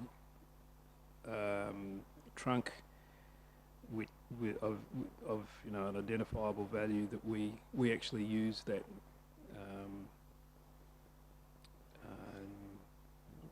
and store that for future purposes for the Shire or for the men's sheds or for schools and so on. Sure. I believe that correspondence that was returned to you was that management procedure was supportive of that approach, as it would be more flexible than a policy would allow, so that the individual circumstances of the tree could be taken into consideration at the time. In the instances if there was some contractual obligations to the arborist, but if it could be saved, then it would be for milling purposes. Yeah, I think I appreciate that, having that flexibility in the policy. I think that's good, and I think that will be a relief for woodworkers all around the Shire to know that millable timbers will be identified and used as opposed to just being put through the chipper. It's a good outcome. All right. Any further speakers to that item? Councillor Ferguson, you wish to close? Thank you, Mr. Shire President. Look, I do note suggestion that we, have regard to the on-use of these tree trunks. Take note of Councillor Yano's reservations. All right, I'll put that on to the vote. Those in favour? That's carried. Is there a mover for that policy? Councillor McCleary. Mr. President, and Councillor Dillon for supporting this. I'll probably start with a question on the motion. Oh, actually, I'll put the motion and then as it stands. My understanding in a lot of the dams stuff and its location and things is controlled by the Department of Water in its process, so you can't, they have very strict policies about damming policy, and we need to move forward with it. Councillor Dillon. Thank you, Mr. President. Yeah, I concur with that it defines the purpose, any environmental considerations, vegetation. One of the things as by staff, which all those 6 point things as by staff, which all those 6 point. I'll move as read. You wish to close? Asset management. You wish to close? Asset management. We've got to staff in developing this. It is as our road network, bridges, but they are good understanding. Good asset management efficient. In favour? Through the questing $500,000, or putting us back another $500,000, but what I think was most important, or what I took out of that briefing, and can probably give us a little the final count here. Fantastic, gave him a job having done, had no surprises in that. Income, those briefings we're not over budget. The occasions to try and help us along that way. We know a lot's the ongoing costs as well, and it talk about depreciation to consider how of a project like this. And when we talk about sport and a jewel in the crown for Dayala, good alternatives to us around how we can fill that shortfall, and that we're actually landing on a figure that we should be able to manage and work back from. So very happy to support the officer's recommendation. Councillor Ferguson. Thank you, Mr. Shire President. I would just support the eloquent argument that Councillor Shiano has presented. There's no going back. You're not going to turn around and say to the community watching to try and crystallise these figures into a credible on our expectations. But we're not going to do it. We are going to do it, and I think community expects it, and we should deliver to the community. And I think, as Councillor Shiano says, this will be a jewel, not just in Dalyellop's crown, but in the Capel Shire's crown. It's been generously supported by other agencies, state government and lotteries and the like. If in the end we've got to dig deep and do a bit of pruning next year, we've got to do it. So I support this wholeheartedly. Thank you, Mr. President. Look, look, I do have concerns about the amount of money that it's costing and how that'll have an effect on our long-term financial plan. But we are future plans for a while, so we can manage this within our means. I'd go as far to say, not just a jewel in our crown. It'll be something with a bit of regional significance in its philosophy. That's the way it's been developed, and that's the way it's reported. It's, as Councillor Shiano pointed out, the multiplier effect being 5 for these community facilities, and what it'll bring to the area is quite good as well. So it'll probably encourage other developments nearby into the commercial precinct, which will benefit to that community as well. So yeah, look, I endorse this. I'm concerned about finances, but I think, as pointed out, we need to proceed because we've got a lot of backing from state government. Thank you, Mr. President. Look, I do agree with Councillor McCleary. I mean, yeah, Eddie, we wouldn't be doing our job if we weren't a tad concerned about back of the tube, so to speak. So let's get it done and do it well. I suppose it'll come down to our CEO and his negotiation skills with the proposed builder. Look forward to hearing the outcomes on that jousting. Also, can I just thank the Manager of Projects, Facilities and Assets, Sean Lombard. He really just seems to know what he's been doing to put this project together. and crunching the numbers and whatnot. So thanks to him and his team for all their hard work in putting this item together. Are there any further speakers to the item? Councillor Terran-Troy? Overspend is a lot of money.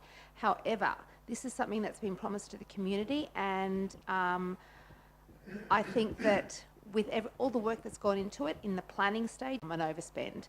I think this is a facility that will benefit future residents of Dalyellup and Capel and the wider community, Bunbury area. I'm sure they'll be coming from Bunbury to have a look at the digital hub and to try it out and to book it. So I'm hoping that my fellow councillors support this, and thank you for everyone's hard work with this. All right, are there any further speakers to that item? Our manager of project, appreciate. Hopefully, this is we'll see what comes from the contract negotiations, and as things progress throughout the building. It's not just a Dalyellup building; it's Shire-wide and it's regional. We've gone and met with a number of the schools in the area. They're quite interested. There's some tertiary education facilities certainly interested in it, but it caters to every need you could think of in the community at the moment, with the digital space and the building being located right next to a MBA, and they're growing its demand in the STEM side of things in education is huge, and education facilities are struggling to keep up. It's certainly in terms of that digital space throughout the southwest region, and this is just another part of that that builds on from what they've already committed to through ECU and various other organisations that can make that work. So it'd be fantastic to break the ground on this one, deliver on a very long-standing, a permanent home for the Dalyellup Library, which it's servicing facilities out of that building as well. And the dedicated youth space is an exciting part of this project, with Dalyellup housing majority of the Shire's population, but also having a population density higher than the digital things attached to the side of the library. It'll be fantastic. Thank you, Mr. President. Just in sort of addition to all of the, they've got a very good reputation for buildings and doing it very, and that they also obviously are a big employer and the sponsorship. In closing, because just in regards to the, so the report states that there's $500,000 from the Shire's, from the developer contribution plan. Admittedly, I'm using the PDF version, so my numbers are well off from whatever. So my understanding is that the DC at the moment, I'm just looking for some clarification over exactly where those two, the variation between those two figures are. 500,000 was initially allocated as part of the DMCYC. I believe the updated figure now is inclusive of obviously the costings associated once we've got the information back. Do you have anything for that? The Chief Executive Officer. Through you, Shire President, just to add to what the Manager of Development Services with the decision that was made by Council back in May when the Management Operational Plan was adopted. Once we got the tender prices in, which were $2 million, the updated figures and not actually a use plan that was endorsed upon this report. So, and what that did was it increased the per lot allocation to take into account the additional DCP funding available. Yes, there is. So essentially the total contribution for that infrastructure is up to 45%. In this situation, I suppose, gap is what's obviously being looked to be for us to make sure that we're in the 45%. And I'll just say in absolute close, with the funding that's been, which to deliver, what will that I'll put it to the vote. Those in favour. Point 1, the accounts paid during the month of September 2020. Councillor Dillon. Nothing to add. Thank you, Mr. President. As read. Councillor Terran-Troy. No, that's fine. Is there any comments on those accounts? Nothing further from the mover. Put them to the. That's carried unanimous. 15.2, the financial reports for the 31st of August 2024. Councillor Mogg. On those. Yeah, and when I do a fort, that's in the employee costs. The comments that were made in the questioning, I did make some notes on that Councillor Ferguson. Mr. Shire President, I'd just like to echo some of the concerns Councillor McCleary has expressed, and of my own concerns and of those expressed by some of the answer that perhaps satisfies my inquiring mind. Are we going to fill these positions which we've budgeted for and appear costs for the Shire, and are we going to, do we have a realistic expectation during this half of the financial year and the second half that we will actually achieve those outcomes? I mean, I know there has been some comments made, but maybe through you again, Mr. Through you, Shire President and Director, might want to add the question from the public today, and the answer that was given, I guess, highlighted that our plan was to, we were quite realistic in that we had in our human resource area. The first position that we did recruit in accordance with the workforce plan was a new human resource officer to help with the recruitment. That person's now on board, so things are speeding up. We have had, as I answered earlier, we have had a couple of positions that we have chosen to re-advertise or to continue with the recruitment. At the end of many of those recruitment processes, and you'll see some new faces very soon. And even today, you know, we had a positions are about to start and will be employed for the last sort of that we've identified to date. So that will be something that we will savings spent with two staff within the existing organisation. You never take too long to get the right person.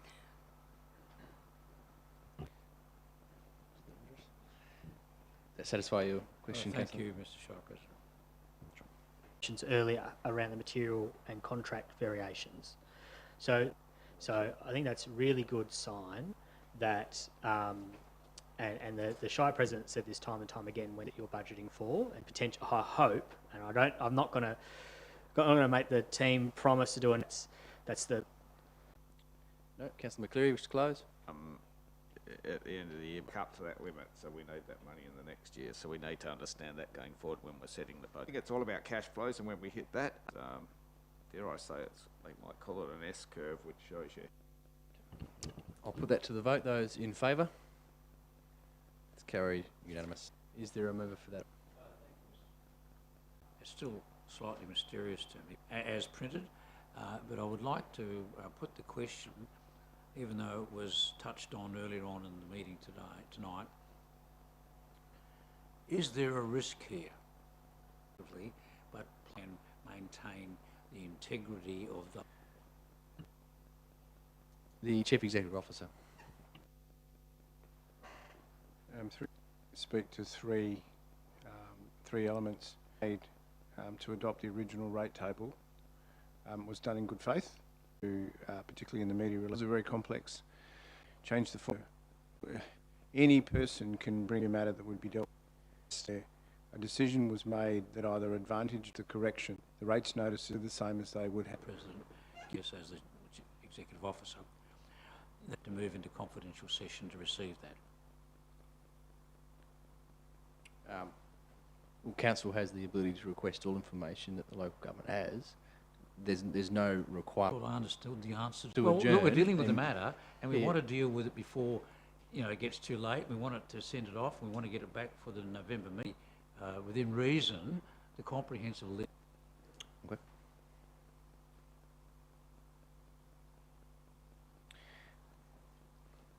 Yeah, I just need to. Yeah, just let me make sure you get it right. It needs to be.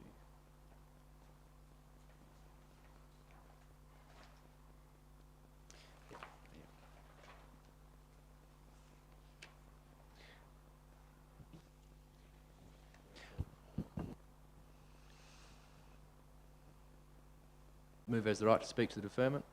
No, I think No, sorry. No, you don't. Sorry, I'm it's allowed not a to. deferment. You leave for the duration of.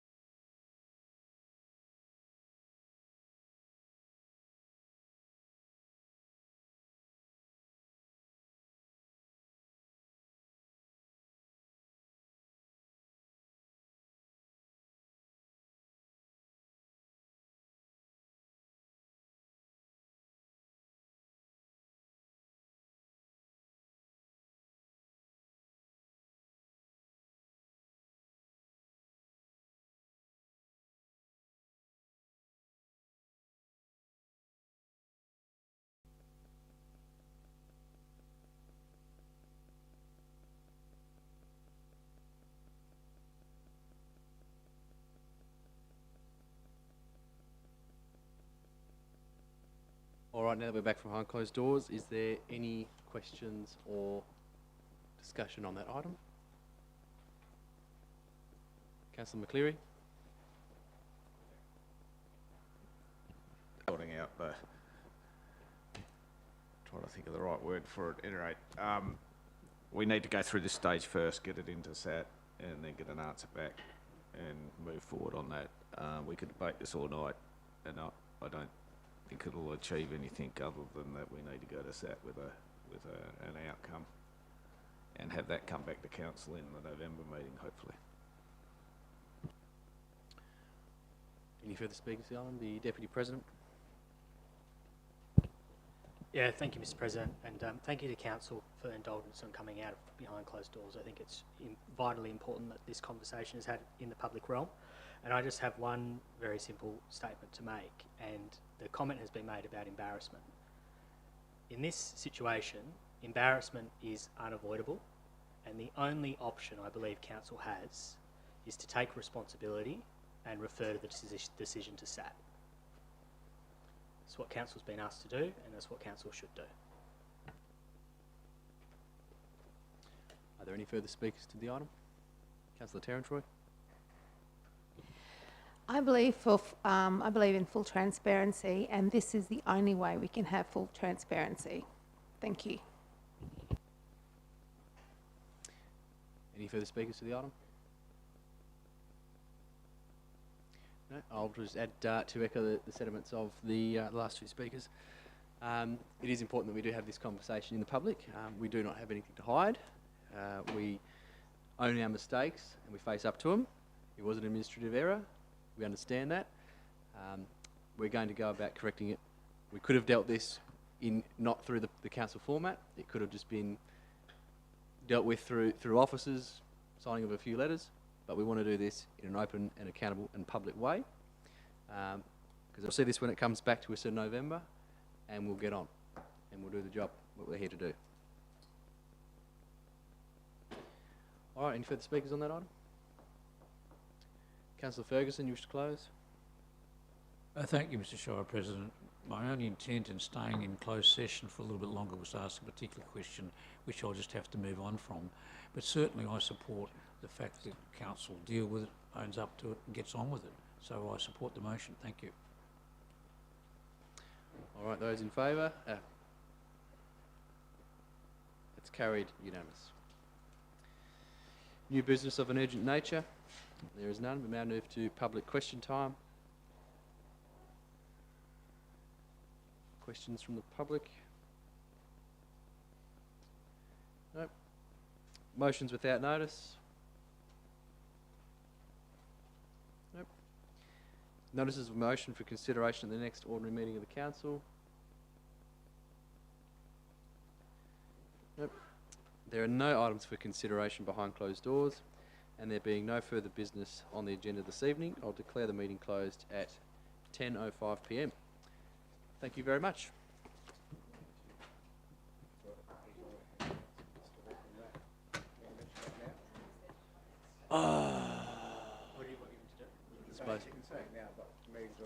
Just hang on, Christine. Just before we move on, though, is it still on? I will just cover an omission I had during my announcements to welcome our new Director of Infrastructure and Development, Mr. Matt Young, who's been with us for 2.5 days. So, got a lot to catch up on, a lot to do. You've heard the comments on the budget this evening, so but welcome on board. Welcome on board. We look forward to seeing what you can offer our community.